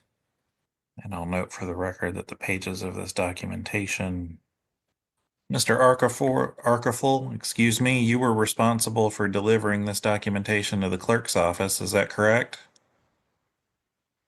Okay, I saw you say yes. I do need you to click to unmute. I should have sent you a prompt. Yes, Your Honor. Okay, so you're familiar with the contents of the documents that we received since you were the one that brought them, correct? Yes. Okay, where does any of this, what page of these documents can you direct me to that would indicate that he's unable to move forward with this proceeding? I just delivered it to them. I didn't read any of those ones here because You are not familiar with the documents. Yes, with the whole in detail. Yes. Okay. I do not see anything that was created or generated after May 18th of this year, which was, I believe, 29 days ago. Service having been, you said, council, I'm remembering correctly that service was first affected on the 11th at the location 6132 Covington Highway. Yes? Your Honor, yes. That's when I realized that because I was the one here. I never come here. So that is when I realized that. That's what made it there. Other than that, I have no clue in terms of how everything, what was going on. Let's put it that. Sir, how did you receive the notice for today's hearing? No, what I mean, the thing that was dropped was that I read it. And that's what showed that. That's what went. I went to the courthouse on Friday. So you were told on Friday, you received your paperwork the paperwork was delivered Wednesday or Thursday. You went to the courthouse on Friday and got notice for this on Friday. Yeah, because I realized there was a court date on the 16th. That's why I went there on Friday just to let them know what the issues were with him. Okay. Mr. Dodson, at this juncture, I've not received any documentation that I believe constitutes a valid excuse for his absence or his lack of answer. I will review a proposed order with the caveat that the other party will have the opportunity to submit more relevant documentation for my consideration. If something were to happen and no action were to be taken, I'm back on the same calendar next week, and I would expect to be notifying the parties that you would be back here Monday afternoon. Is there any leave or conflict you know of that you have, Mr. Dodson, that would prevent you from being there if this case needed to be brought back? Checking my calendar right now, Your Honor, 1 second. I do not have anything on my calendar on the 23rd. I am wide open, but we will submit a proposed order. Do we send that directly to you or the clerk? That'll be to Miss Lane, and she can put her email in the chat. It may already be there. We will certainly send that. We will send a copy to the defendant if they want to go ahead and give me, and or the brother, cousin, if they want to give me a good email address. All right. Sir, would you like to put your email address in the chat so that the attorney can email you documentation? Yes. All right. If you tap your screen, you may see a button at the bottom to get into the chat, and then you can type your email address there, and Attorney Dodson can write that down. Where is it at, sir? Well, everyone's screens look a little different depending on your device, but for me, It says chat. Oh, okay. Where it says chat, and then there should be a place for you to type an address. Okay. Oh, I don't think Looks like it came through to me. Mr. Dodson, are you able to see that as well? I see that. Kobe3814 at Gmail. Yes, sir. Very good. All right. I will keep an eye on that. Hitting my queue, council, I do have an in-person calendar today that I expect to be quite involved through the afternoon. But there should be some availability otherwise to review anything that comes in fairly soon. Thank you, Your Honor. Are we excused? Yes, you are. Thank you both for being here. And your client or your representative from the property as well. Thank you. Thank you, Your Honor. I'm thinking mattresses and furniture too.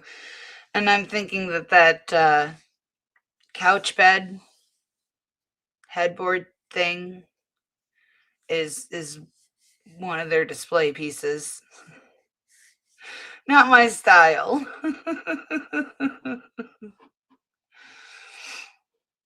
No.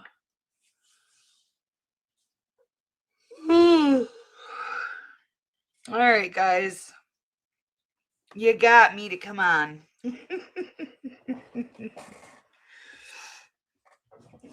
Oh, I didn't think of that. That's a possibility. Hi, Ava. I just took you out. Don't even start. Don't start with me. It is. You really want to do me in, don't you? Oh, my coffee's still brewing. Maybe one. Oh, let me see here. Give me a second. I gotta be careful. I have to be careful which ones I run.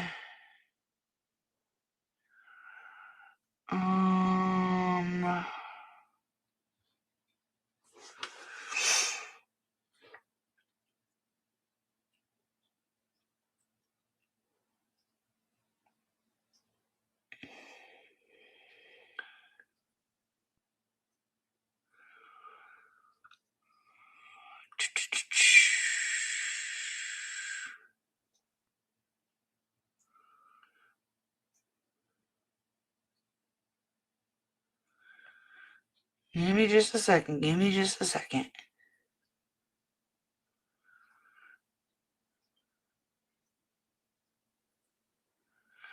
Oh, this one was funny. Ish.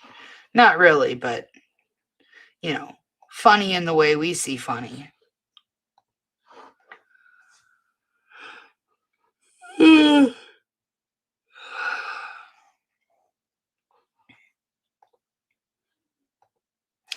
Oh, Eileen, if this was work, I wouldn't do it. No.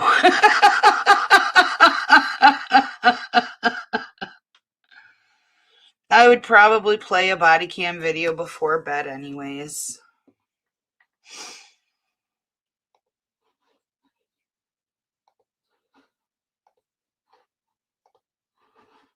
Just stand right there. Okay? Can you do me a favor? Can you step away from the vehicle? Yep.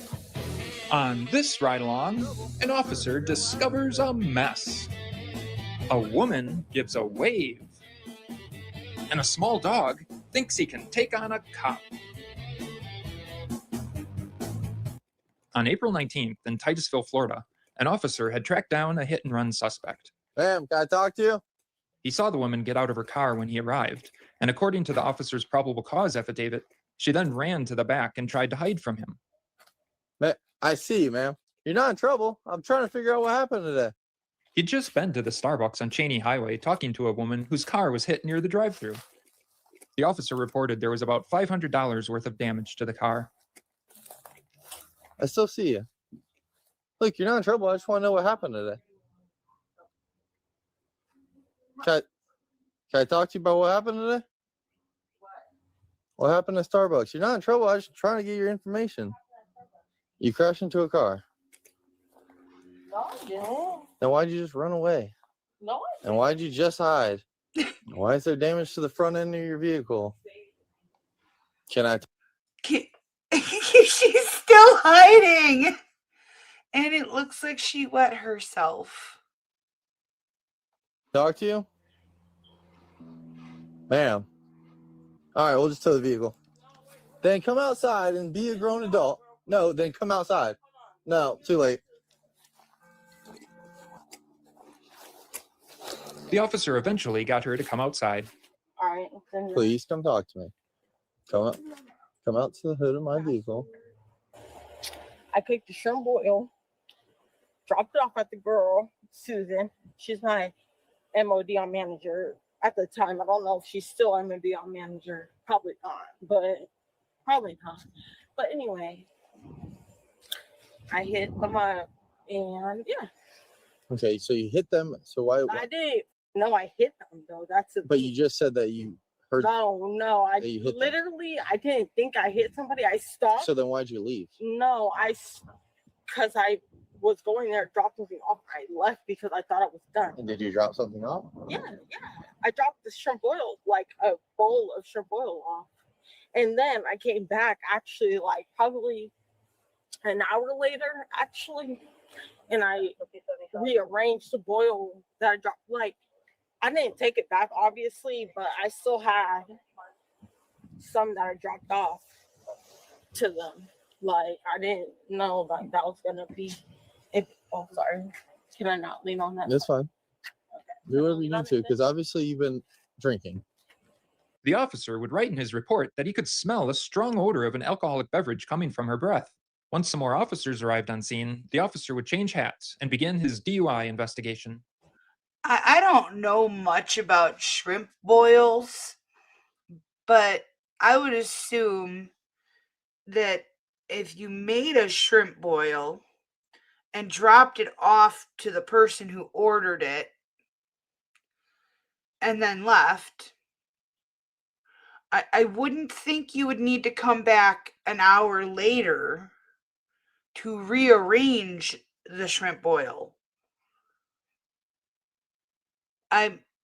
Maybe I'm just not well versed in shrimp boil logics, but it doesn't make sense to me. How much have you drank tonight? What? Hello? Are you gonna... No, you cannot right now. No, you cannot. No, you cannot right now. No, you cannot right now. Stop. I'm asking you. I'm telling you. Stop. Stop. Comment about things. Stop! Stop. Stand up. Stand up. I'm already standing. I'm standing. So, I'm gonna ask you real quick. Do you want to perform any exercises? To see how drunk you are. I always perform exercise. You will perform some exercise. Okay. Oh, so you mean you want me to? Yeah. If you want to, yes. Yeah. So you have to be off your phone for that. So don't. Hey Siri, come on me. So you do want to perform some exercises. I will. If you want me to. Well, let's do it then. So, on a scale of 1 to 10, how drunk are you? Not. A 9? Not. Not. That's not a number. Not. So on a scale of 1 to 10. Do you want to? 1. I'm gonna ask you these questions. I'm gonna ask you these questions. I don't know, sir. On a scale of 1 to 10, how intoxicated are you tonight? I don't get what you mean. Okay. What's the 1? 1. What's okay, a so 2? it's a 1. All right. What's a 2? So I'm saying what's do me a favor. Step away from my vehicle. Stop right there. Do me a favor. Stay in the stance. Feet together, arms at your side. All right. We are going to come over here, okay? Actually, straight line or that what? line is perfect. Would you say this is level? Weird. I said level. Yep. All right. You know it's a straight line. All right. Come over here. Come over here real quick. Where? Come over here. Where? Over to where you're just standing. Oh. So, I want you to stand in a certain stance and stay in that stance until I tell you to begin. It's not really a joke. You need to go back and listen to him. Go stand over there. No, it's okay. You're doing great. That's what, No, this is perfect, actually. okay. So, That's what I was thinking. I thought it was doing perfect, but okay. hey, can you just listen to him? Hey, officer. Listen. First. Listen. You gotta listen to me first. I have to wait. Stand right there. Yes. Okay. Okay. Just stand right there. Okay. Can you do me a favor? Can you step away from the vehicle? Yep. Stay right there. So. Do you want me to keep my arms up? I'm gonna explain it to you real quick. You gotta listen though. Okay. So do me a favor. Put your left foot on the line. Left foot on the line. There you go. Put your right foot in front. With your arms at your side. Okay. When told to begin, you're gonna take 9 heel-toe steps forward, and then make a small series of steps back. 9 heel-toe all the way back. Okay. I'm gonna show you a brief demonstration. Are you ready? So. Can you start on my corner? 2, just because it's 3, easier for me not to small series of steps. All right. So 3 1, and small series 2, are 3, 9 steps all the way back. Do you understand the instructions? 9 there, 9 back. Yep. Okay. So, Sure. I stand in the understand. stance for me. All right. Whenever you are ready to begin. 1, 2, 3. Oh, sorry. 4, 5, 6. Is this still count or do you want me to separate? Keep going.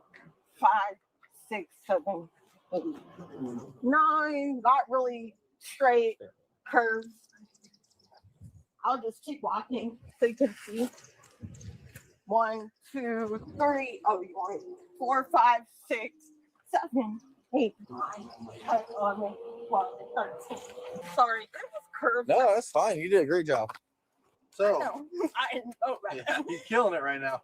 So lax the size. Sorry, there's been dogs that's been running through the street. Okay, right now we're not. One just ran. Right now we're not worried about the dogs. Okay.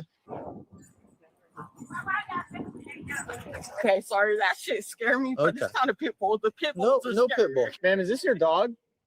Do me a favor. Okay. For this exercise, you're gonna stand in a specific stance. Okay.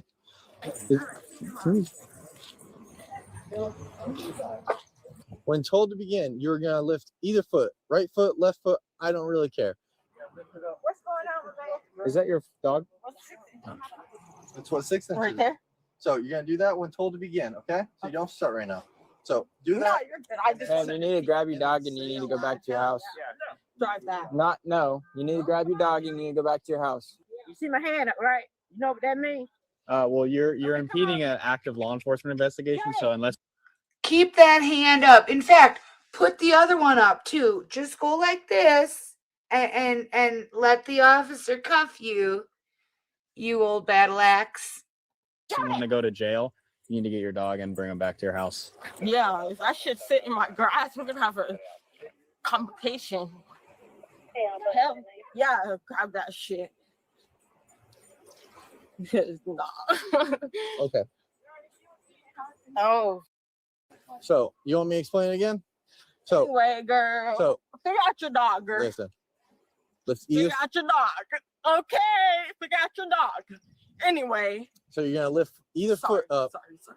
Right foot, left foot. I don't really care. 6 inches off the ground. You're gonna say 1, 1,000, 2, 1,000, 3, 1,000, and so on until told to stop. Okay. You want me to lift one off and then keep counting? the direction? You want me to keep counting and then count one off? I want you to do exactly what I just explained to you. Do you need me to explain the instructions again? All right. Whenever you are ready. All right. 1, Arms at your side. 1,000, 2. Arms at your side. 1, 1,000, 2, 1,000, 3, There your foot. All right. 1, 1,000. Oh shit. I'm sorry. 1, 1,000, 2, 1,000, 3, 1,000, 3, 1,000. Oh shit. I'm sorry. I'm not gonna lean against this. I'm just gonna step back one. Do whatever you need to do. 1, 1,000, 2, 1,000, 3, 1,000. Oh, 1,000. Sorry, I keep forgetting where I need to have my hands. Good. 1, 1,000, 2. Okay, you're good to stop. 1, 1,000, 2, 1,000, 3, 1,000, 4, 1,000, 5, 1,000, 6, 1,000, 7, 1,000, 8, 1,000. Okay, you're good to stop. Okay. So real quick, how much have you drank tonight? Be honest, because I mean, you got no balance, but I want to see if you actually did drink anything tonight. I honestly never have balance. I don't have. So yes or no that you drank? No. Okay. Honestly, I went to go drop something off Okay. at my job. So listen, last exercise. Realized I hit something. Last If I hit something, exercise. I would've stopped. Turn around for me. Hands on your back. Oh. Okay. I promise you all I can do that.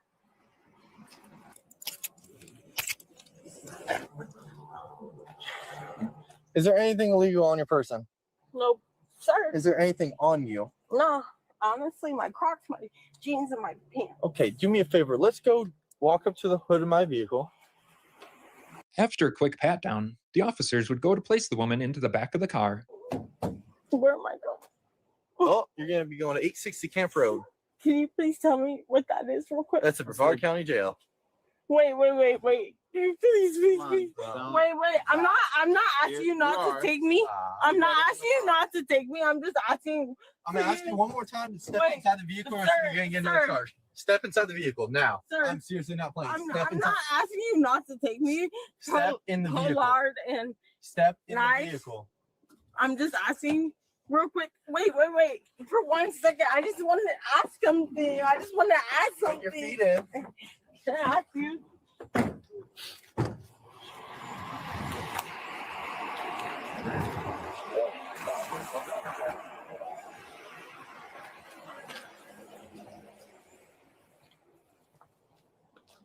Oh, that was great. There she is. So, first off, you're too young to be drinking. It's not mine. That's my friend Dad's. I can tell you her birthday and her address right now. No, I don't really care because it was in the Park Villa Drive. Are you just gonna lie this entire time? And then I want to talk to you. No. All right, I don't want to talk to It was Okay, good in night. the Talk to driver's somebody door. else, sir, can I talk to you? The officer charged her with DUI, leaving the scene of a crash, and resisting without violence. Court documents show that in August, she pled no contest to the charge of reckless driving with property damage. She'd have her license revoked and be put on probation for a year. She also had to attend 2 AA meetings, serve 50 hours of community service, and complete 12 hours of DUI school. Oh, man. Nope. I can't run them. I can't run Cold Blue Cam. Yeah. It was in the driver's door. There's absolutely no way that she wasn't drinking while she was driving. I have not seen that brand until recently. 99 something. But I've just started seeing that start popping up. Sorry guys. I am stuffy. I just took some Dayquil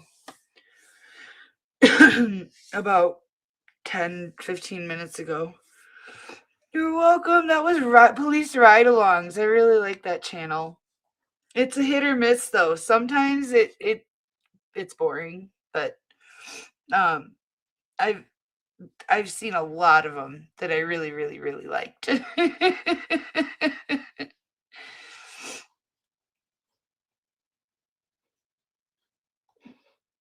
What time was what?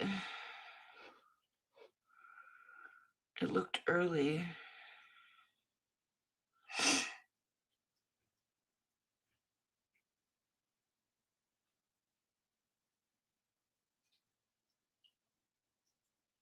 Oh, on the body cam?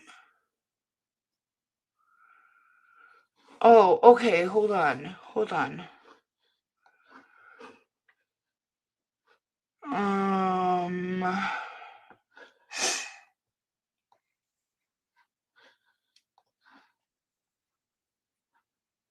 It was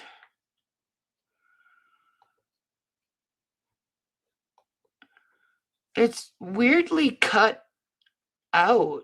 Like normally you see the Axum stats, like what officer it is and stuff like that. But I don't see that. All right. We got a Walmart shoplifter here.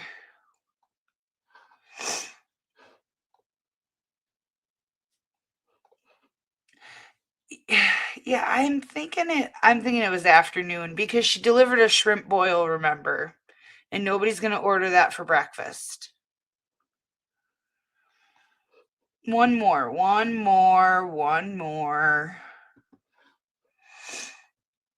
I got to blow my nose anyways.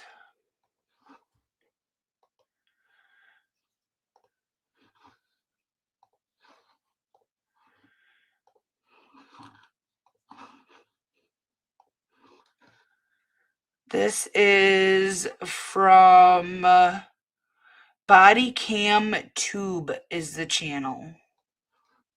On December 27th, 2025, officers were dispatched to Walmart in response to a report of a shoplifting in progress. This is Sergeant Allen. I'm working an off-duty assignment at Walmart located at 1550 South Valley. Contacted by Loss Prevention Officer Araceli Perez. She had observed a female switching tags on items in the store and continued to monitor the person.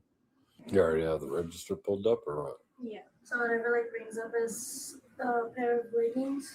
That's Probably that big toy or what? Is that Fisher Price or something? She looked right at us. Looked right at the camera. it's in her the stickers in her hand. That yellow one? Yeah. Grab his leggings? Yeah, it came out as a girl's swimwear, but it's for $1. They look like more than one item. It rung up two items. Take the switch that one too. She switched that one? Yeah, it's you know those Polaroid cameras? Uh-huh. It came up as a tape measure. Well, that one right there is $24 or $28.96. That one right there. Yep, yep. So she's over. Oh, she didn't pay for that one either. She's going to jail. Oh yeah, it's gonna be way over $20. It's gonna make us run. Nope. Nah, it's just chilling.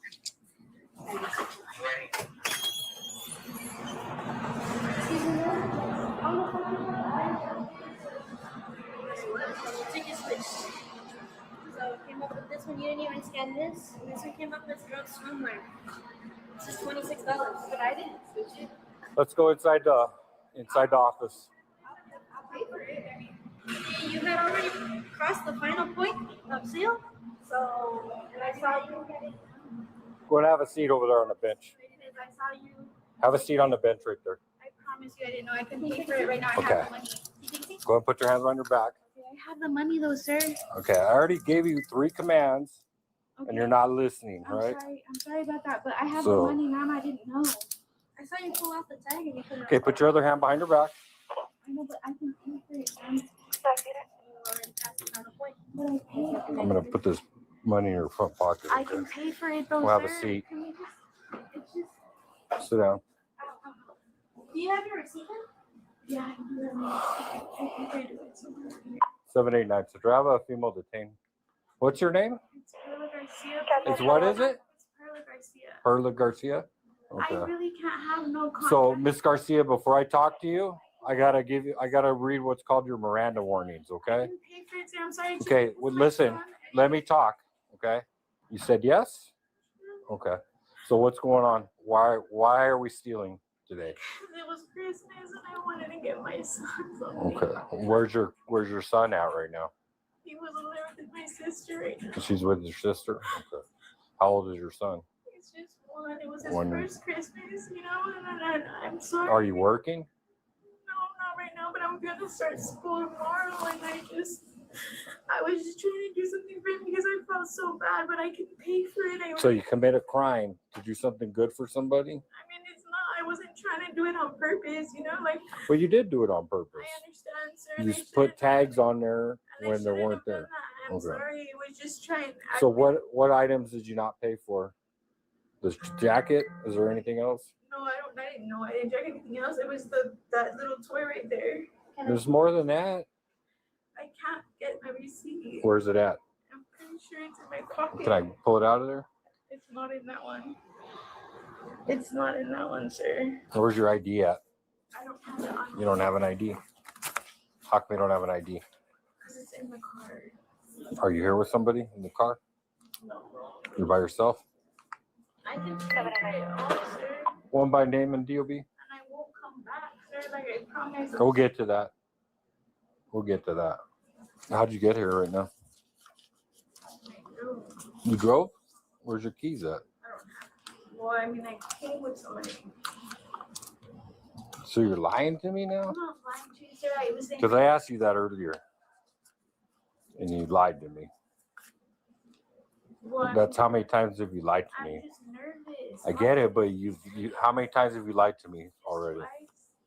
It's because I'm nervous. I don't want to go to jail. I have to put my. Well, here's the thing. When somebody, listen, let me say something, okay? When people aren't truthful, do they get breaks? They don't get breaks, right? They end up going to jail. That's why I'm asking you that. I'm giving you a chance. That's why I asked you again.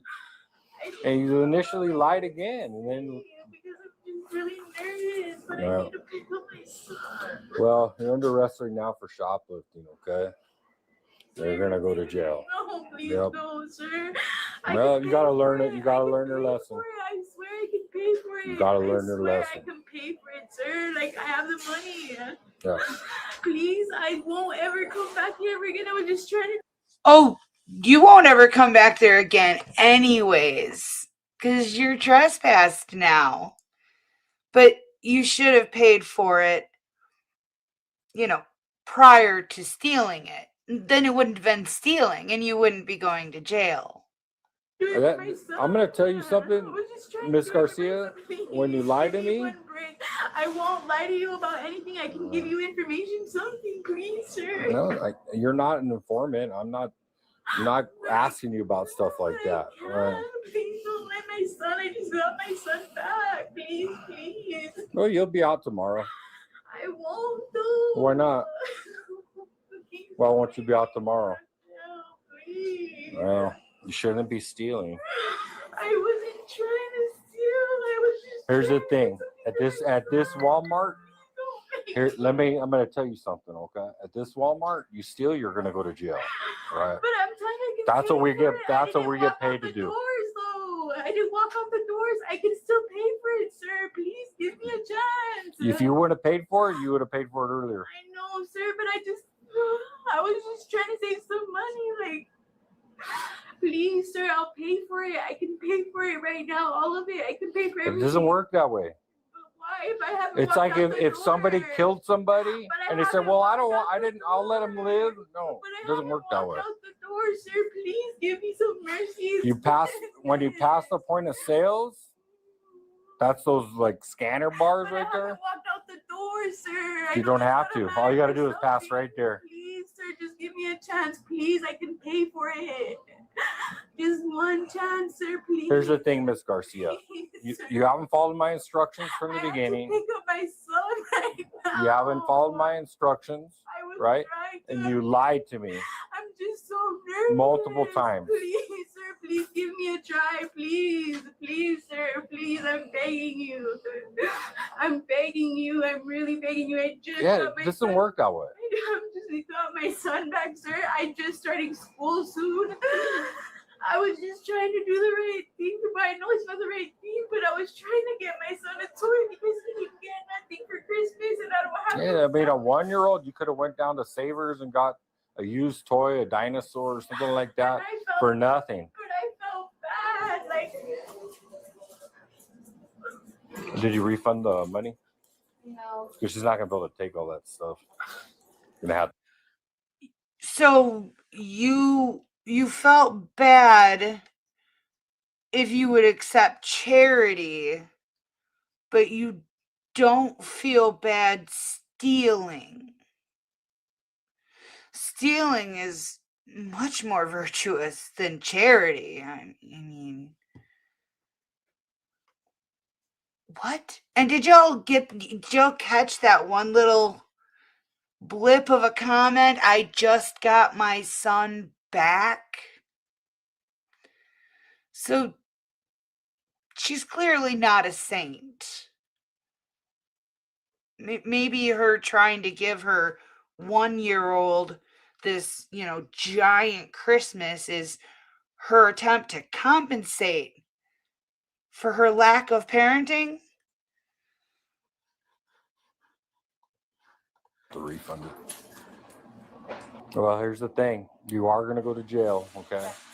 But listen, here's the thing. Listen, if you stop all the drama. I don't want to go to jail, sir. Please, I have to pick up my son right now. Yeah, that's not going to happen. So how am I going to, who's going to get my son? Well, you said he's with her sister, so. I don't have nobody to call. She has to go to work tomorrow. Okay, do you want to call her? I don't know her number by memory. You probably have it in your phone. It doesn't work. That phone doesn't work. What's wrong with it? I was trying to sell it at the ATM. It doesn't turn on its Google lock. So this isn't your phone, or what? It is my phone. It's just Google lock. I don't remember the Google to it. Okay. Please, sir, just give me one break. I'm begging you. I'll do anything. Please, I just need to pick up my son. I know I shouldn't have been doing that. You're right. And I was just desperate because my son hasn't had a Christmas and I felt so bad. I thought maybe if I got him a toy, like times have just been really hard. I don't have nowhere to be. I've tried my hardest to maintain my son. Well, there's 3 items: the jacket for $25.98, a fish. This is just pathetic. I can't even feel bad for her. price, that push toy is $28.96. And then you have an Insta camera. It's pretty expensive, $92.48. That Insta camera. But I can pay for it. That totaled out to $147.42. I can So pay for it. I'm gonna sir. tell you it's not like a $20 bill. But I'm telling you, I can pay for it right now. How?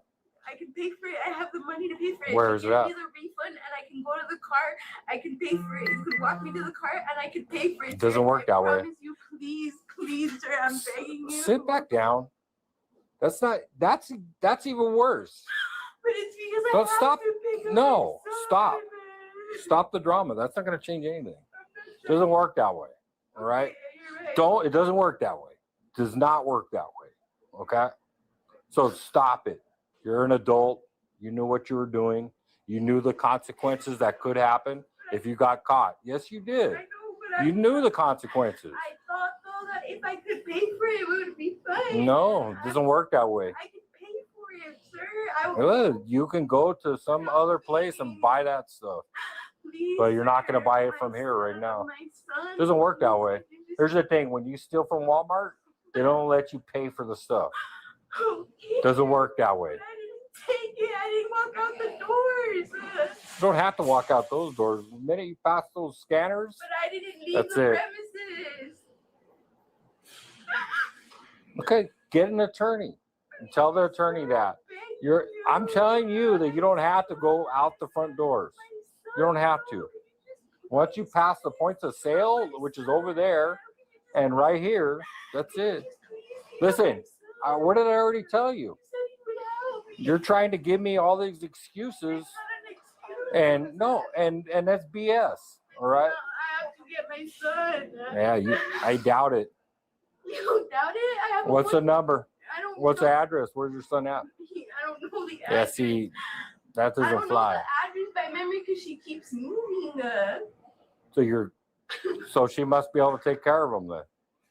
She's 30-something. She's 39. Okay. Her name is Victoria Delgado. My son. So you don't know where your son's at right now. I do know where he's at. I just can't tell you the exact street because I don't know my streets by memory, but I can tell you. But if I you're an get adult. there. I've never known.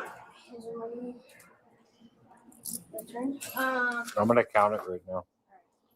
So it's 27.91, 25, 26, 27, 25, 75, 85, 95. So they gave you some extra pennies. So I'm gonna have you sign a paper. It's basically notifying you that you are trespassed from Walmart for 2 years. Okay, stand up. No, please don't take me to jail, sir. Please. Stand up. Let's go. Okay, look. There's nothing in there, right? You see I have that? to pick up my Sit down. son, sir. Please, sir. Please, I'm begging Sit down. you. I'm begging you, please. The woman was charged with retail theft. I'm jealous. Jealous of the pennies. That's 100? Oh, 20. I'm just taking a quick look here. I think Schaffner got lost. Oh, for sure. Yeah, What what's was that? that? You guys say? Oh, I like this channel.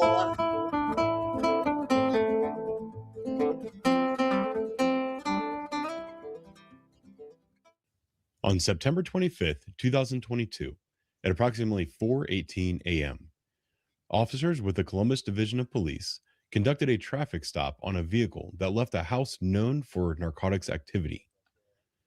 The officers asked for a canine to respond to their location to do a drug sniff. The canine hit on the vehicle, which gave the officers PC to search. I love this While channel. searching the vehicle, the officers located narcotics and a large sum of cash, along with a ledger of names, which listed the amount of drugs and the people they sold those drugs to. Oh my gosh. Drug dealers that keep ledgers so that they can get caught on stuff that they didn't get caught with. They're so smart. Oh, look at them being so fiscally responsible. Oh my God. I love this channel. This is Columbus Body Cams. And they have really good stuff. The occupants of the vehicle were placed under arrest for possession of drugs. The money they found was seized.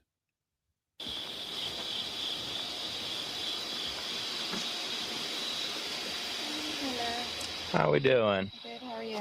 All right.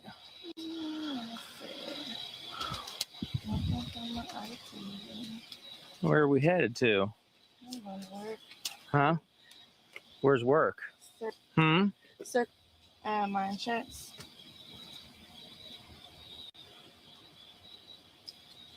Where are you coming from? Picking him up so he can take me to work. Picking him up so he can take you to work? Yeah, you know. Where'd you pick him up at? His grandma's. Huh? His grandma's. Well, I can't hear you. I was like, his grandma's. I'm pulling up mine. Can you roll that window down so he can talk to you? Where's my insurance? Legos? You like Legos?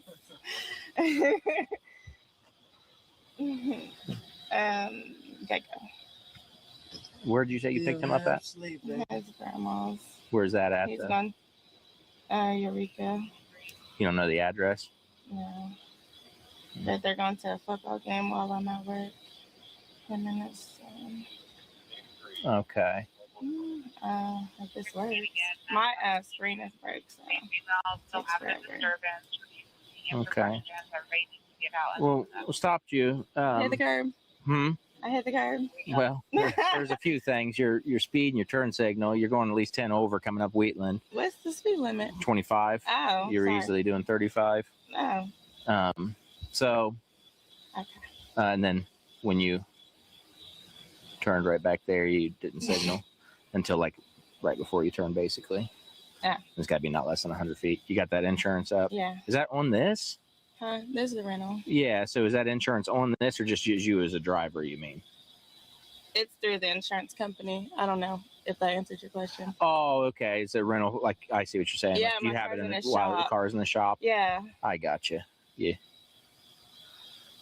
Yeah. No, I'm not too concerned about that. I mean, if they've set you up with a rental and all that, Yeah. you don't really get a rental without good insurance. So.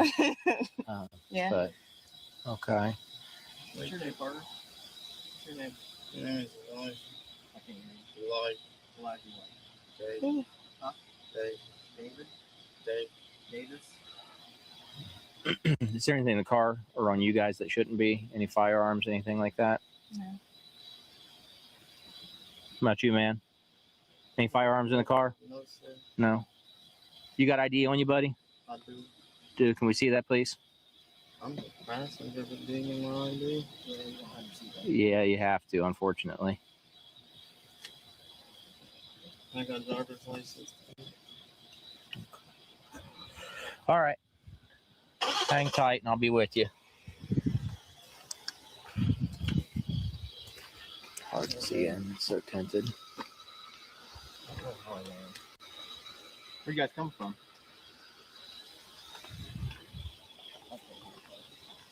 The primary officer returned to his cruiser and began writing a ticket. He then called for a canine to respond. The other officers remained with the occupants of the vehicle. Are you sure you're not the one that jumped out of the window? I don't have a clue. Somebody jump out of a window. Yeah. Yeah. They sure did. Yeah. I didn't think it was going to stop, to be honest with you. So this I was dude driving and all that, but jumped out of a second-story window in front of me like 2 months ago. You remember that video? I never seen that one. I don't think. I've just heard about it. You have. Have I? Yeah, you have. No, I've not seen that video. Oh, I've I'll just show heard it it. Yeah, it was pretty funny.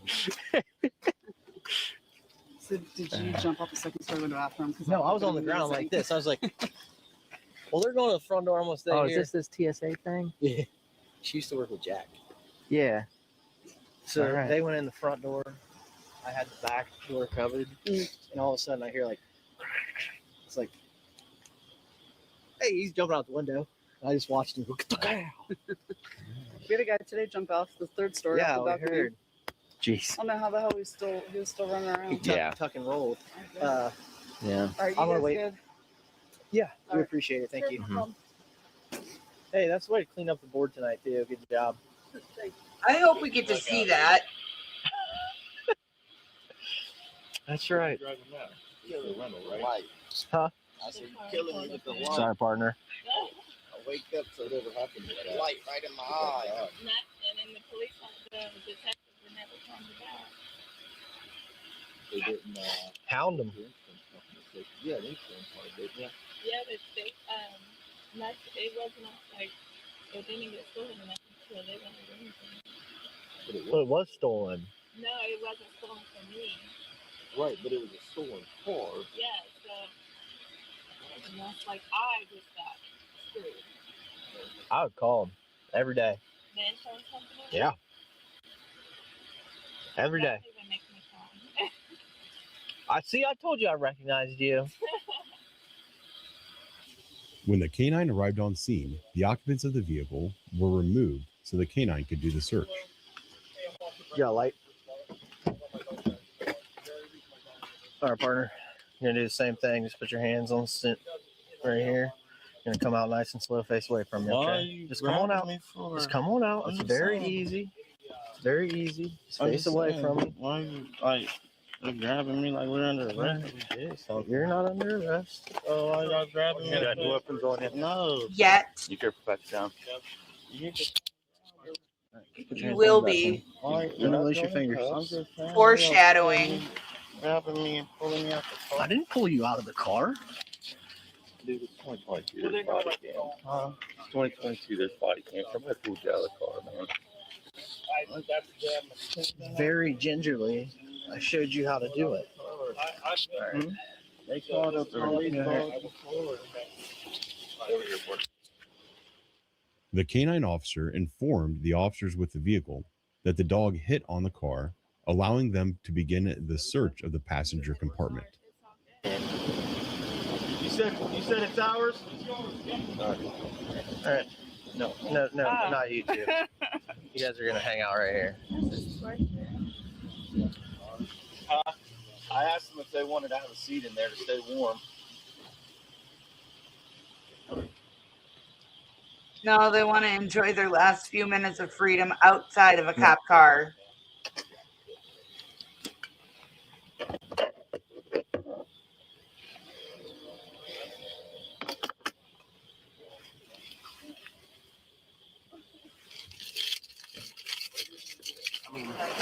Did you see this? Oh damn! I mean, I'm telling you, like large amounts. That's probably a couple thousand right So there. they stopped them coming out of a dope house. Yeah. Or they were leaving the area. What's that? That's their ledger, I bet. Cash App 206. And then here's another. So that was under his seat. 3 grams. Oh yeah. The modern day criminal. They don't just accept payment via cash. They also take Cash App and Venmo and you know, I bet they have a Square reader for their deals. Yeah, hell yeah. 2 gram, 1 gram, 3, 4, 2. We might have just missed it.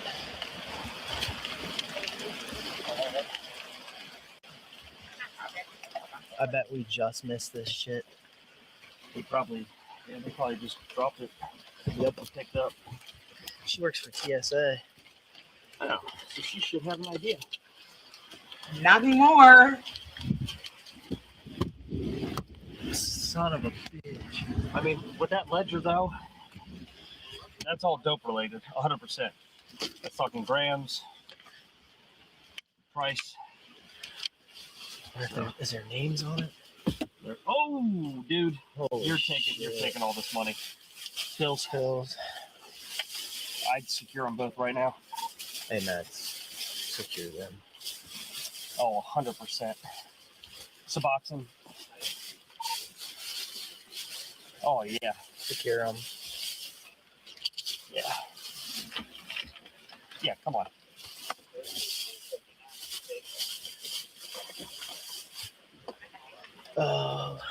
says.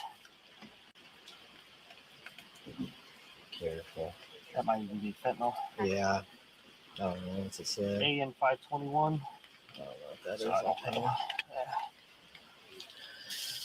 We got this. Yeah. What were the numbers on that? Definitely 49A. I don't know. M2596. If you need a glove. Okay. Oh shit. Oh, there goes one. AN 521. Adam Nora. Adam Nora. Yeah, 521. Adam Nora 521. Put this one on top. It's been some rice and everything. yeah, dried out. Yeah, look at this, Jared. I mean, you see all this money. It's a boxing strip. Yep.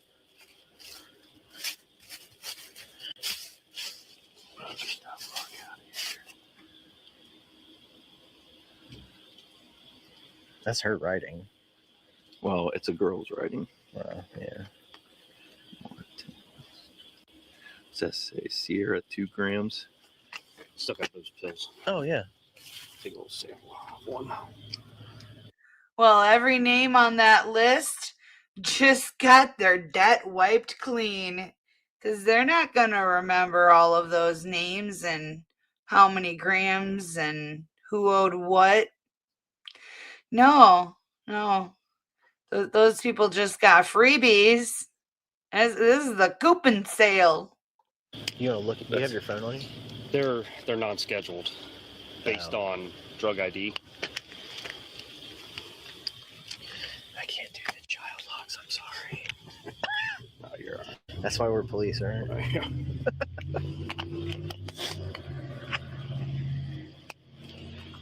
That's why you always get your drugs on credit.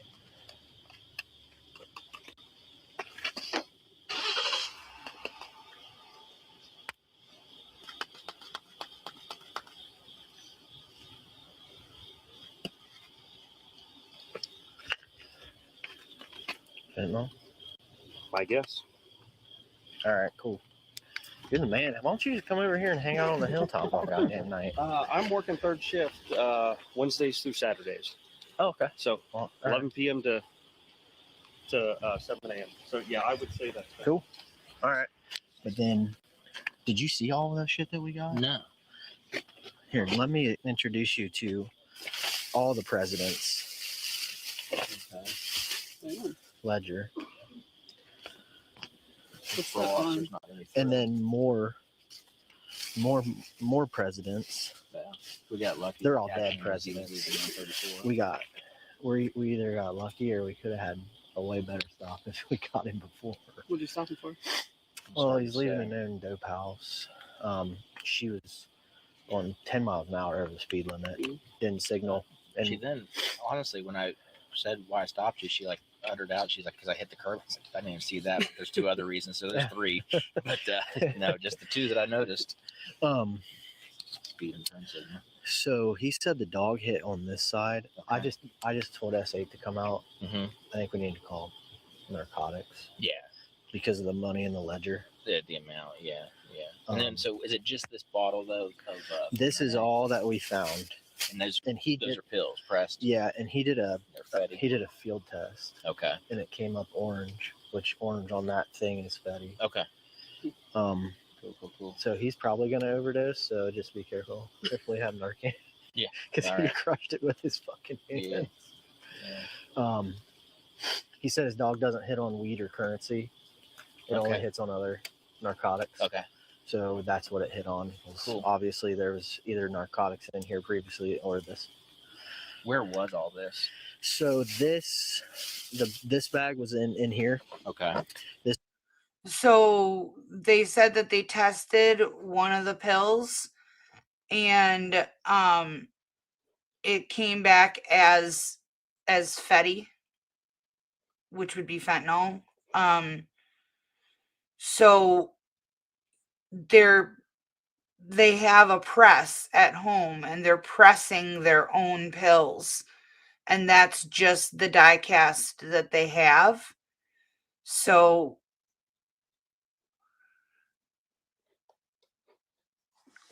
Well, no, the real stuff isn't.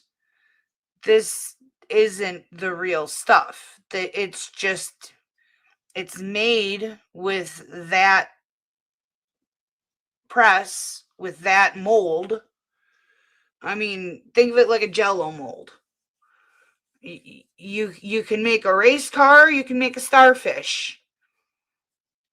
That's basically what they're doing.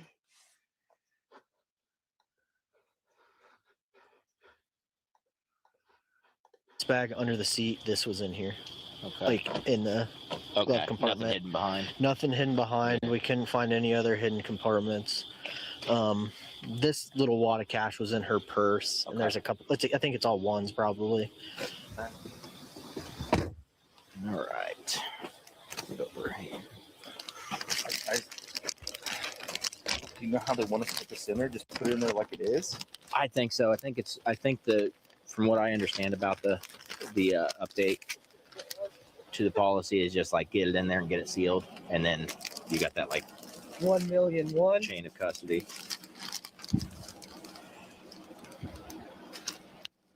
It's all hundreds, not 20s. I'm just taking a quick look here. I think Schaffner got lost. Oh, for sure. I want to forward to you guys say. Also, quick question: where's Eureka and Westwood? It's neither here nor there. I just It's probably on 10 precinct.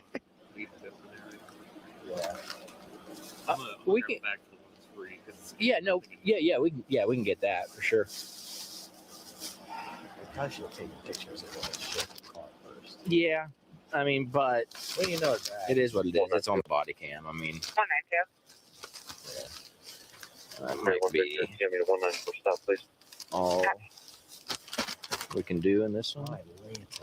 I've never seen this much money in my entire life. Kenny and I got that 40 grand out of that car. This looks like my freezer. Pretty dope. This looks like my freezer. Yeah, I don't trust the banks. So.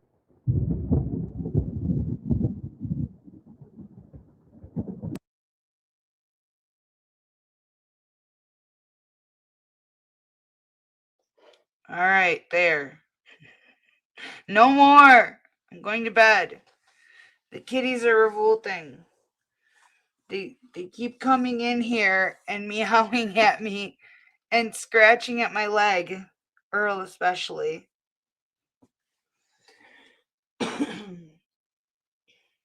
I'm coming.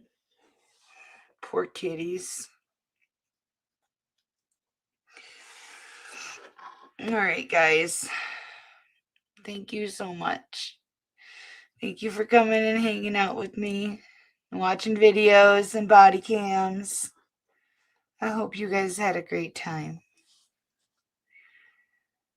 Be safe, be well, sleep sweet, and much love.